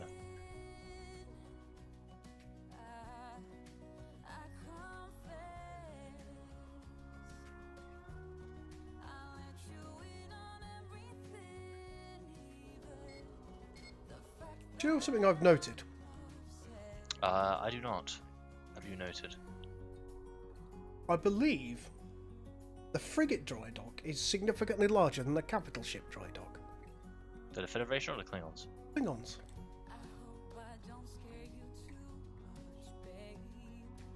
This may be forced perspective, hang on. No, I would consider the frigate dry dock is larger. Huh.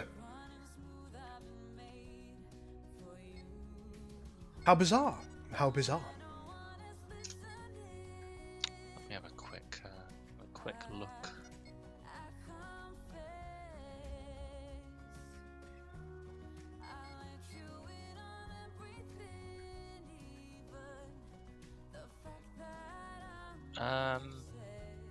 Yeah, I'd say it is. Bizarre, isn't it? I don't know if I like that. It doesn't matter in the great scheme of things for this version, but...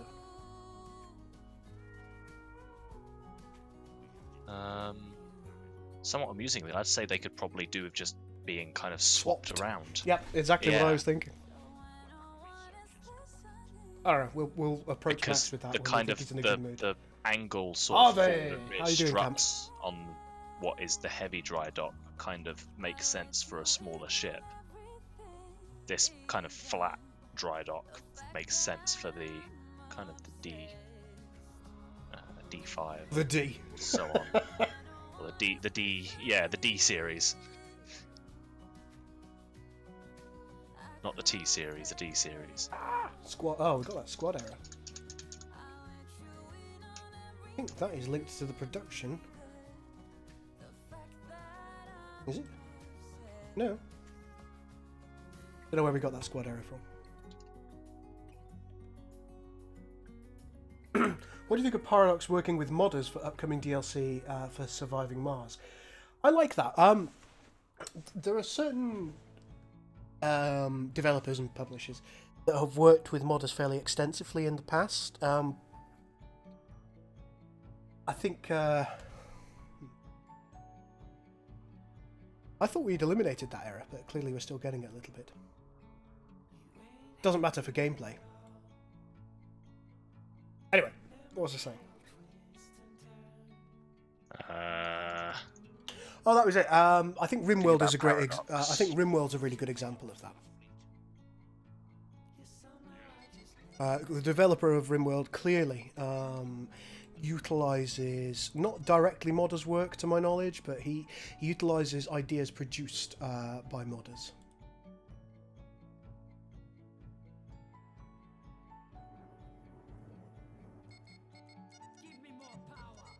To work out what's going on there.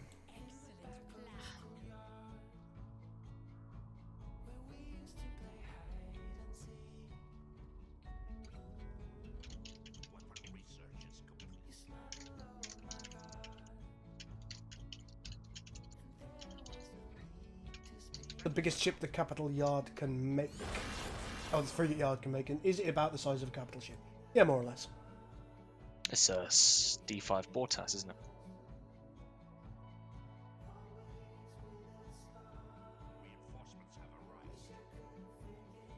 Of which there are capital ship variants of.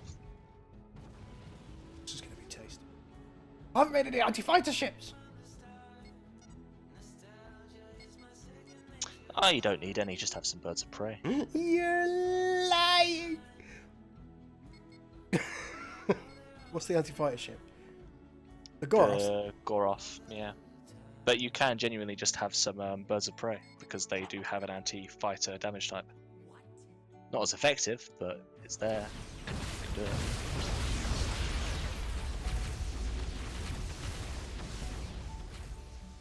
H should have banned. The Sulaban hate themselves, they don't need to be reminded that. This one's a deformer, man.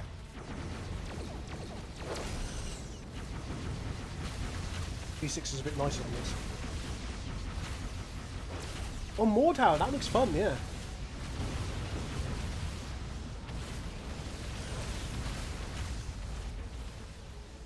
Mordhau does look fun.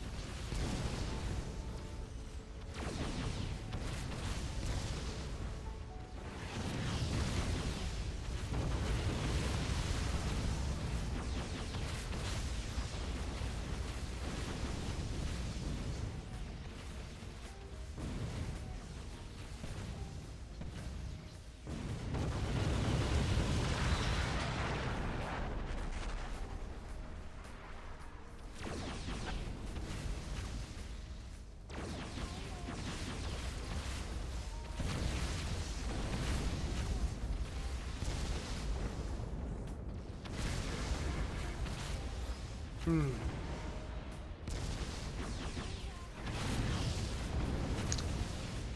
problem.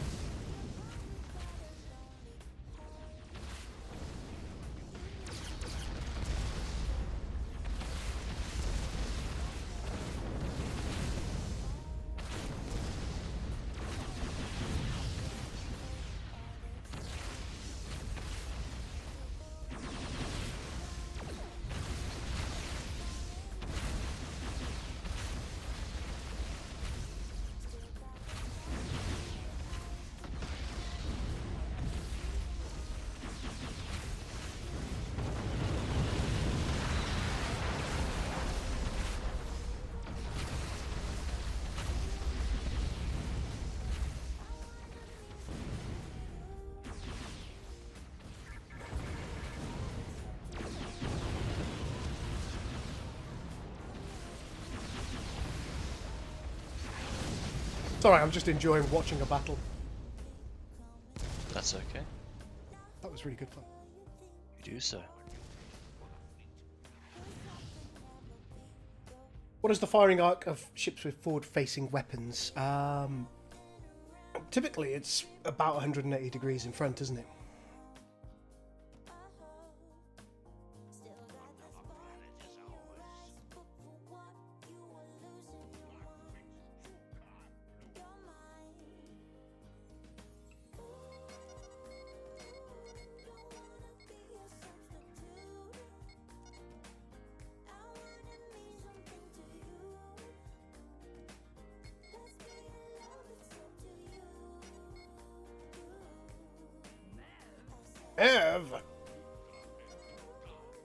Oh, we're still getting ships leveling up way too quickly to start with. Yeah, that's been left intentionally. Really?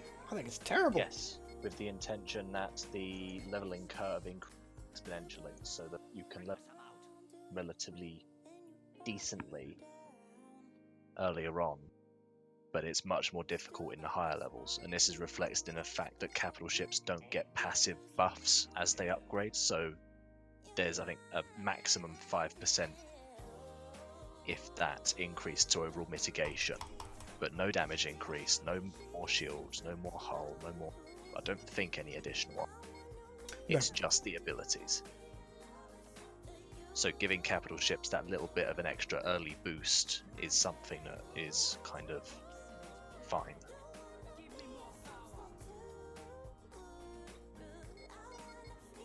I don't know how I feel about it. Well, a little bit like how I don't know. I'm still not sure how I feel about having a fleet supply of 40. I'm sure you'll get over it. It just feels very strange to have your capital ship level up 3 times in the first battle. 1 second though, can you have a quick look at your research and look at your fleet supply icons, because Echo was commenting on them looking a bit weird. Look alright to me.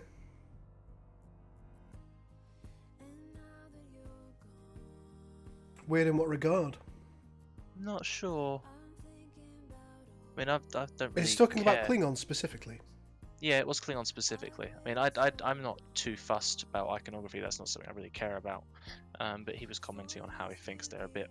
The later ones, I believe, are a little bit weird looking. I don't know. That's just perhaps the New Zealand perspective. Maybe he's looking at them upside down. Yeah. No, they seem alright. At least they seem alright to me. I think perhaps what he's getting at is he feels that they don't necessarily appear all that Klingon.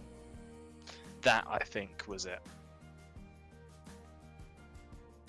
That sounds... But these are things taken from, I think, some reference.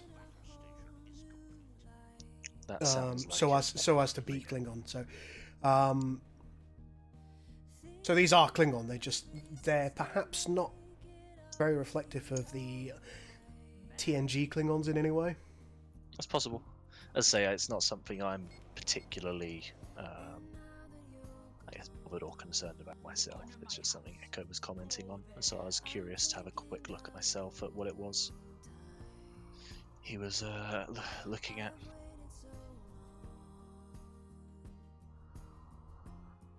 To which the conclusion I can draw is, I don't know.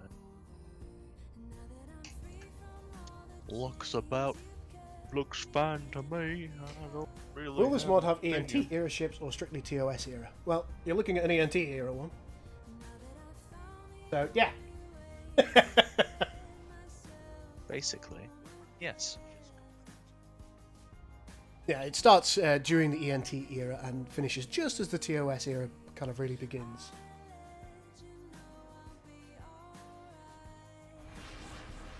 What have we got over here? Ugh, Yakamba.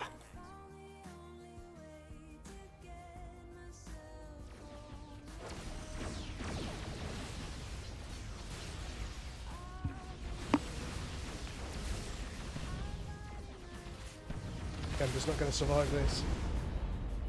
Alpha strike, baby. Oh, there's Indy.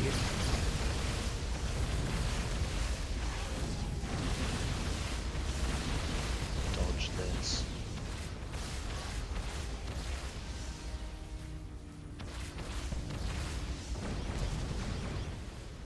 There was Indy there.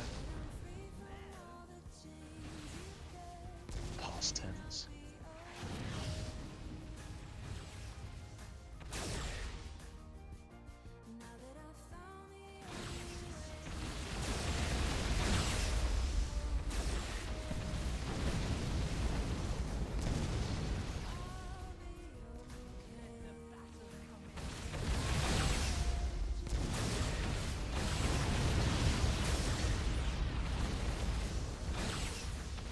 Let the battle hit the floor.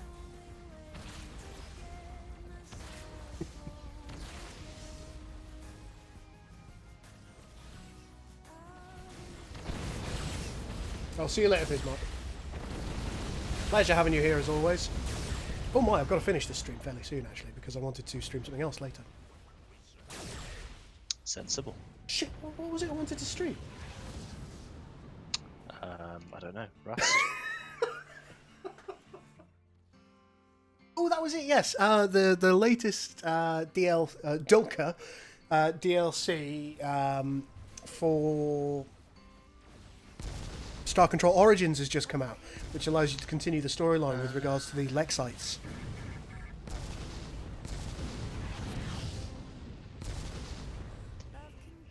That would be it.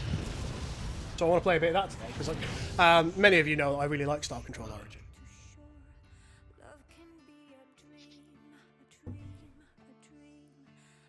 I thought you hated most Stardock titles, to be honest, Guy. I've got my issues with some of them. First I've heard of you liking any of their content. It's that Sins game that really gets me. I just despise it. Yeah, it's a bit mediocre. Bit stupid. There are games I like more than others. I was actually quite surprised that I enjoyed Siege of Centauri. I didn't think I would. Because it's to all intents and purposes a tower defense game with Sin style abilities. And I didn't think I was going to like it, but I was pleasantly surprised.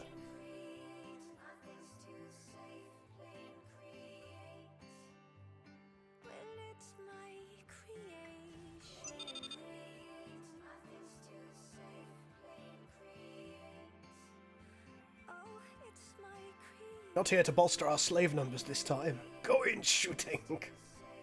Oh yay, pirates. What have we got? An interceptor.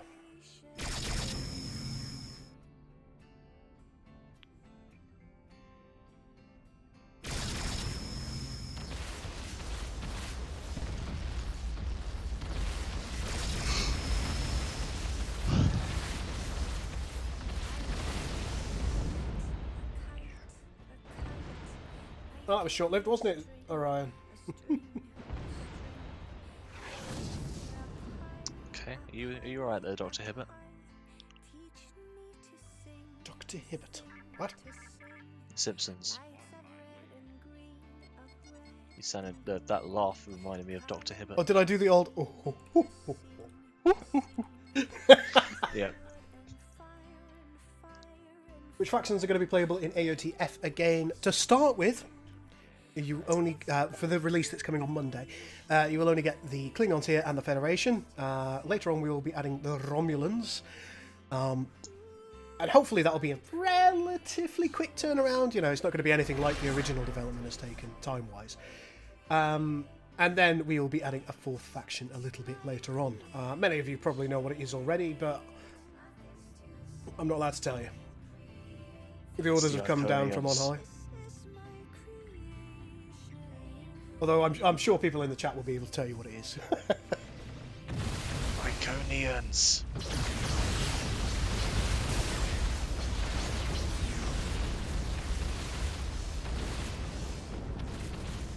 So inclined, check out the game called Driftland: The Magic Revival. Rather good with innovative mechanics.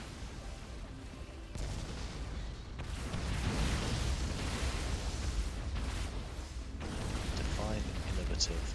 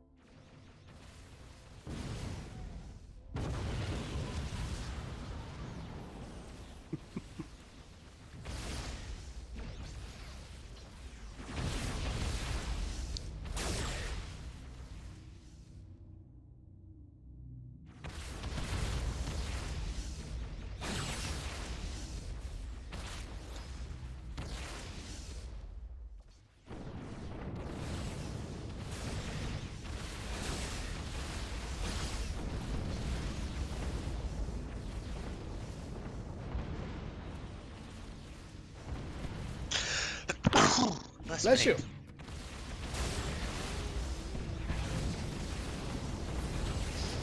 Set my camera spinning a bit there.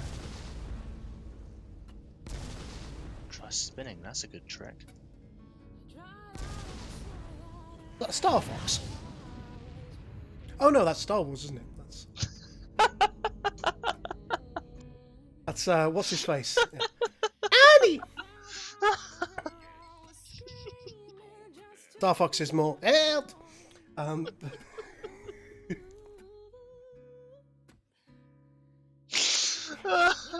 Glad this can't be clipped. I forget those prelude films a lot of the time.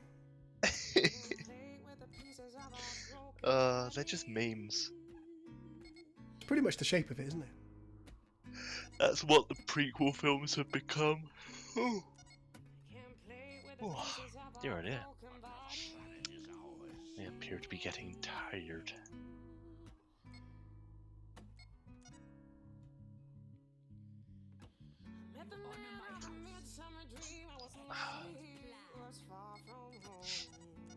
Right. We'll have one more little fight, and then I think we will call it done. Triple Empire, yep. That'd be a good faction. I think it's a good option, yeah. Yeah, we are releasing on Monday, folks. If you take a look in the description below, you will, if I've done it right, let me know if I'm wrong. You will find a link to our ModDB page, and make sure you follow us on there. Is that Star Fox? I will cut you.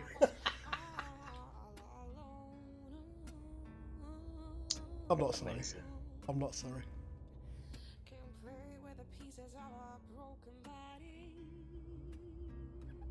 You have to admit though, spinning was a good trick in Star Fox.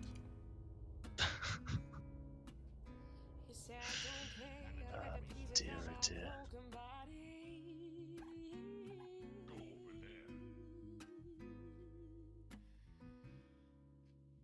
Didn't get any warp out sounds from the Klingons then.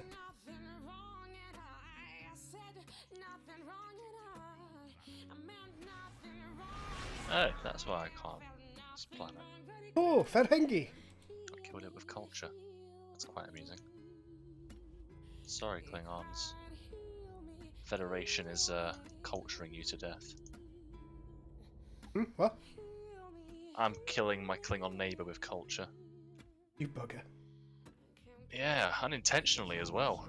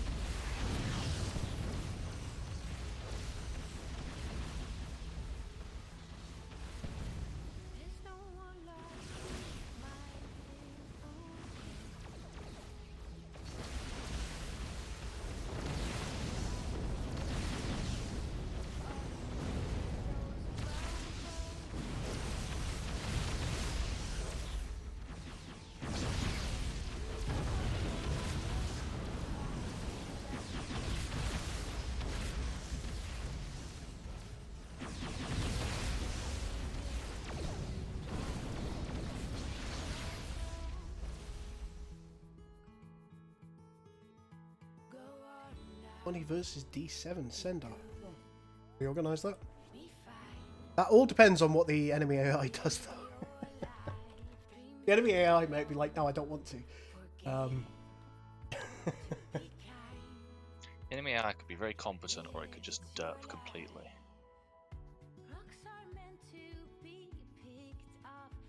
In this game, I mostly feel like the AI has just not done very well at all.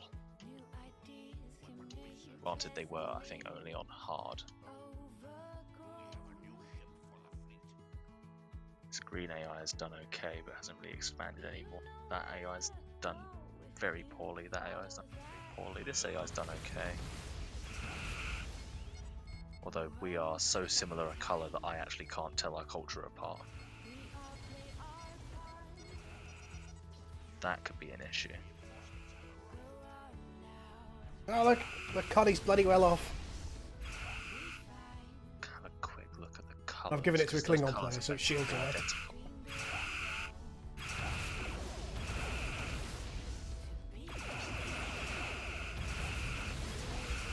Yes.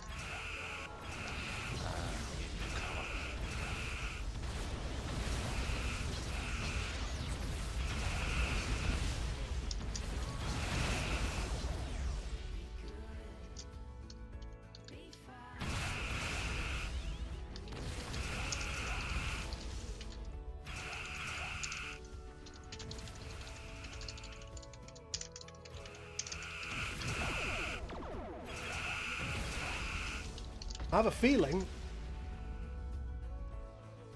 that the D7's going to win this one, although its shields have been hurt more. No, they haven't. They're the same.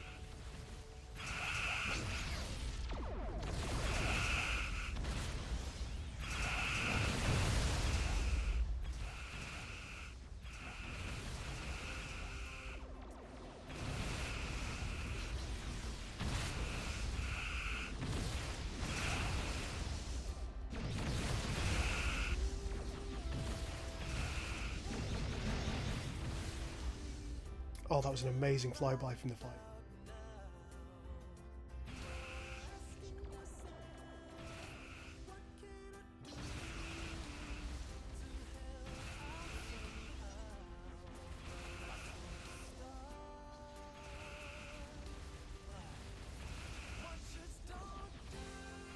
Connie looks evil with red shields, and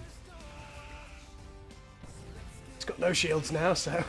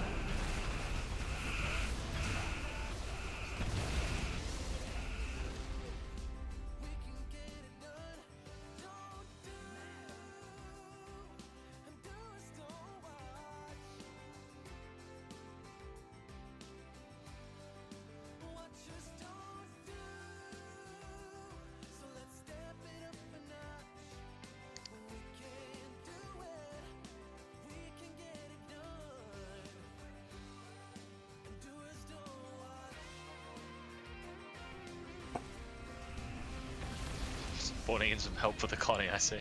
Yep.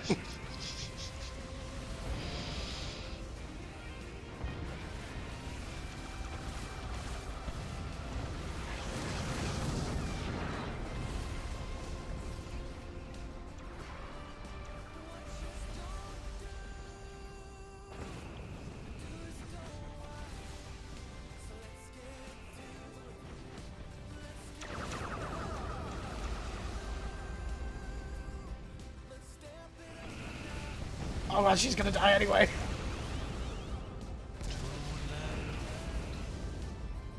All hands to the escape pods. Oh no. Set to ramming speed. Alas, that's not.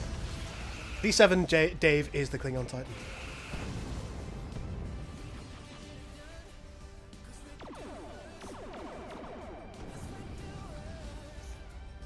I have a plan. Spawn another one. Not quite.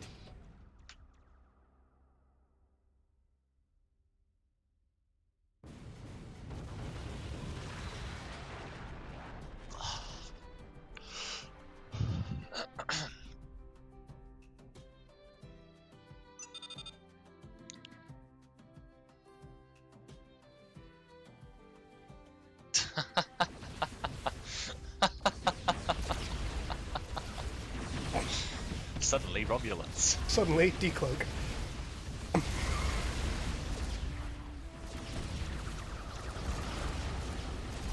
Hopefully they'll use their plasma torpedoes. Come on, girls.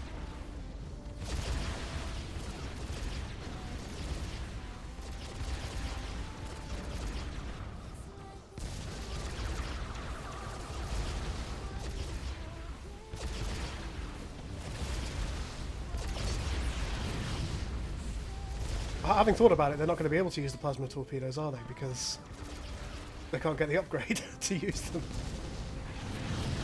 No, just nuclear torpedoes.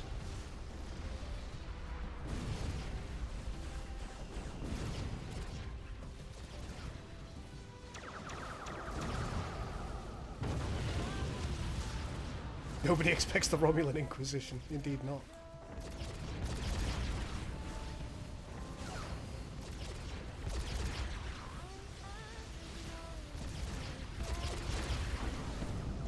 Oh look, stock fighters.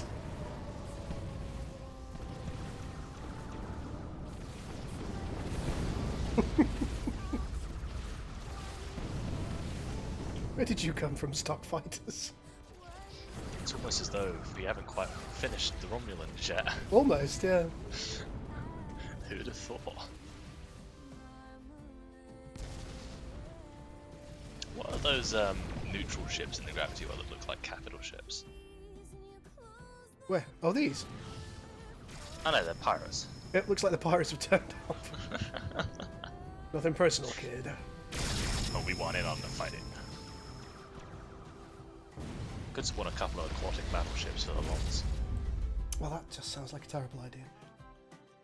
Alright, looks like the 7th Fleet are going to get involved with this. Let's go. Yep. Where are you? It's indeed P.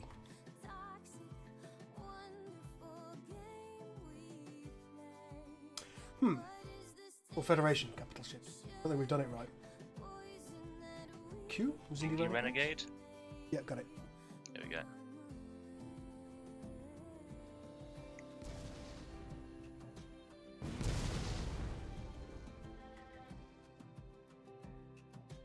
Where did I spawn them? You haven't need orbit body selected to spawn capital ship. Hello! Oh my.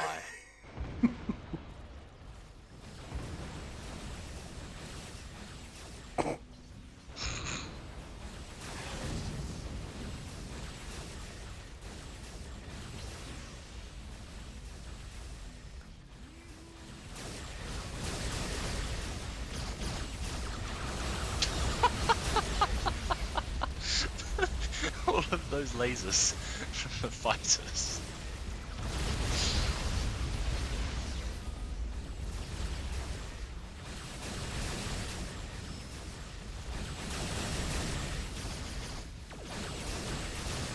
almost exclusively going for the habitation areas. That's just rude.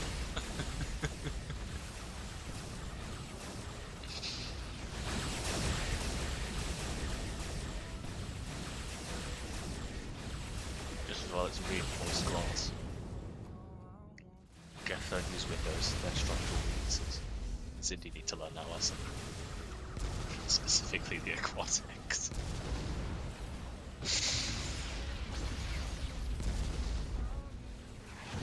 Oh, there she goes. Oh, Starman, thank you so much for the $20 donation. That's lovely of you. It says, "Oh no, just stopped in, but hey, back to work." Oh, well, the entire thing will be available later on if you want to watch it. There's been lots of jabber. I have this feeling that the Romulans might actually do this. Well, all of Romulans these and aquatic Feds. battleships seem to be chasing one ship. I'm not sure. That's the Ares, of course it is. Poor Ares. Shit, oh shit, oh shit, oh shit, oh shit, oh shit, oh shit.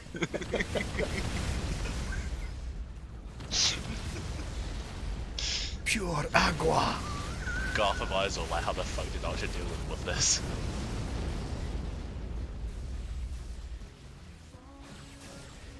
Whoa. Oh. We're going down. Sure is. It's quite a dramatic death knell for it, wasn't it? That was, yeah. It's like suddenly flying out of control. Oh. Oh, okay. I don't know, girl. You might not have enough ships. You might be right. What about these blue fellas? What can we do? Andorians. Aliens. Oh, okay. Christ.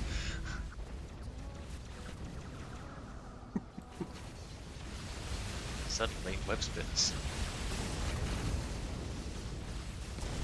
Rampant Fury, thank you so much for the Canadian dollar donation. That's really lovely of you. He says, "Is this TOS era?" It is ENT and TOS era, but primarily focusing on ENT.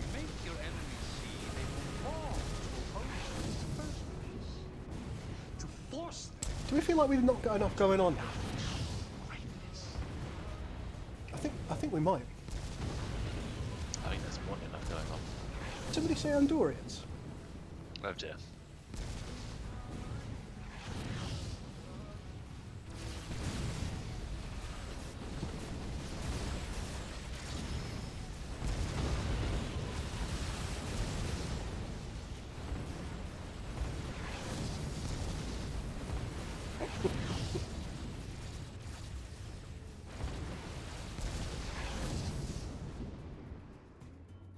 Who says there's never an Andorian around when you need one? Do you know what I smell? Burning? I think I smell profit. Ah. Does anybody else smell profit? Rule of acquisition number 63, is it? War is good for business?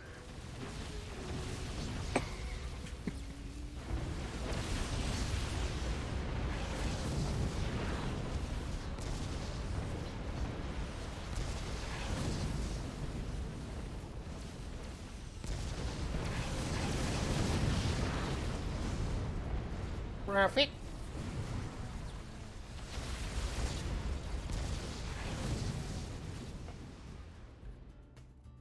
Things seem to have gone a little bonkers.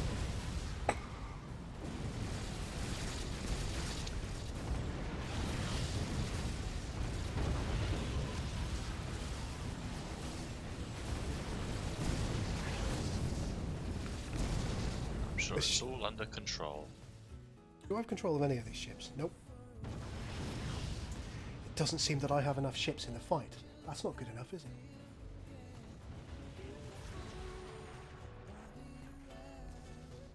Who's not in the party?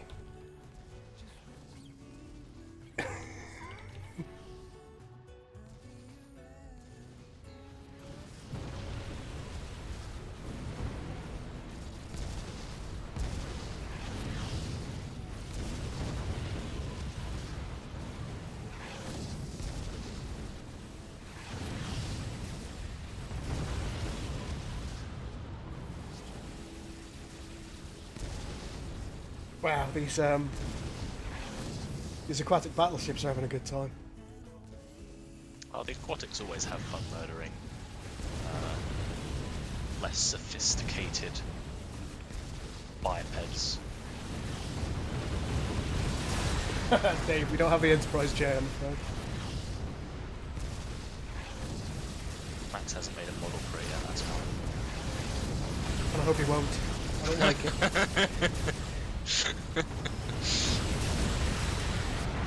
It would literally be the size of a planet.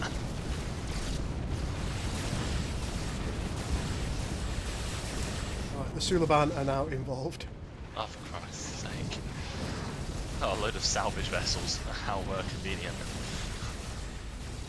There's a lot of salvage there to pick up.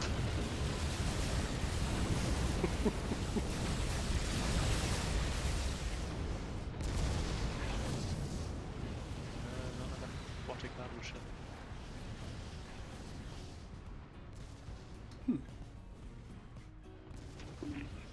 Initiate emergency shielding. Dun, dun, dun, dun, dun, dun, dun, dun, dun. But what about the Klingon attack on the green?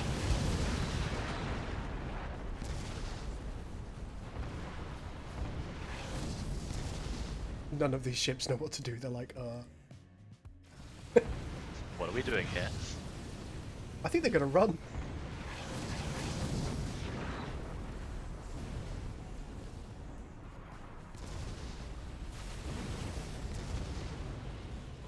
How are my Suliban legions doing? Ooh. Just about to take out one of the Romulans.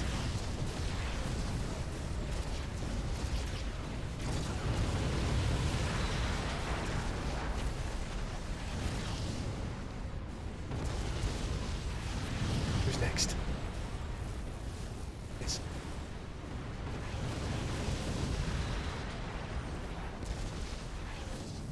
So when's your next stream meant to start? I can see you're having fun.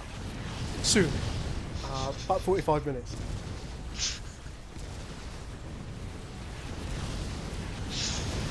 As you got the timings and works out for that then.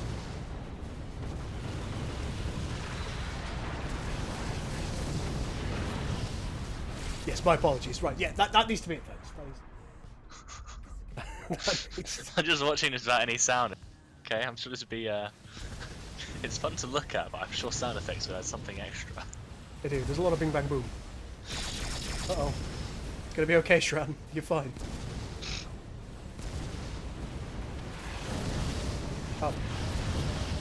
Oh no.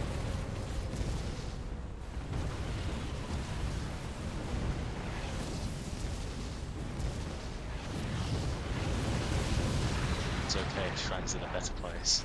I don't know what the Breen not Breen are doing. Well, we're just here as observers. Well, looks like they'll have to find it.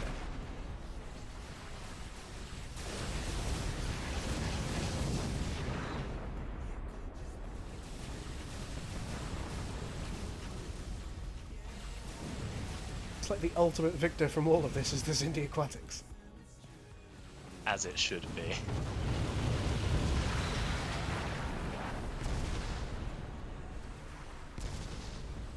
Oh, is that another dead aquatic battleship there?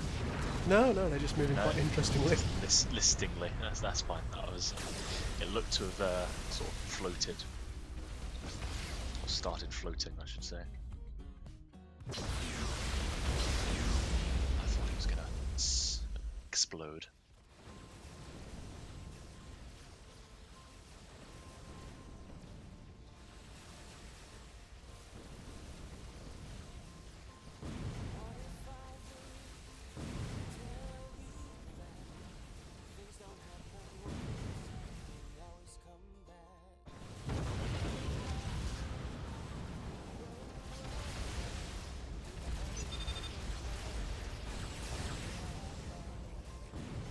They? Oh, Ilachi. Amazing.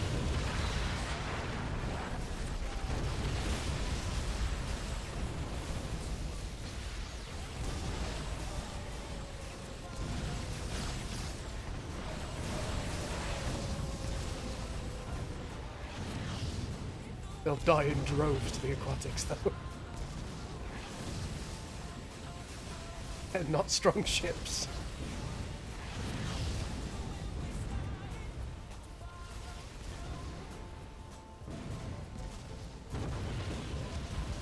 Q, Girl, you're reminding me of Q Jr.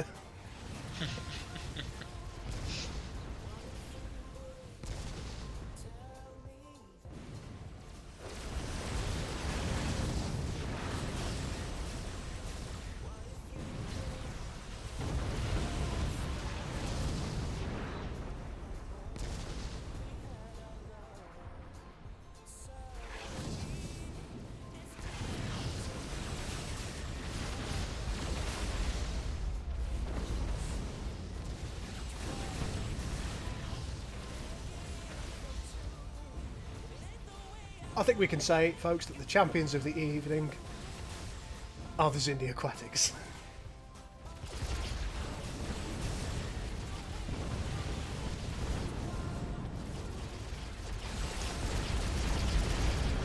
Folks, I hope you've enjoyed the stream today, and I hope this is had a little bit of hype. Just a little bit of hype for Monday when we will be releasing. Make sure you check out the link in the description below and follow our ModDB page. In addition to that, you may want to join the Stellar Parallax thingamajiggle. You know, that thing. That whole server thing. Yeah. What's it called? Discord. Yeah. Let's drop you an invite. There you go, folks. If you're not already on Stellar Parallax, join it. There's a link to my personal Discord in the segment below as well. It's good fun.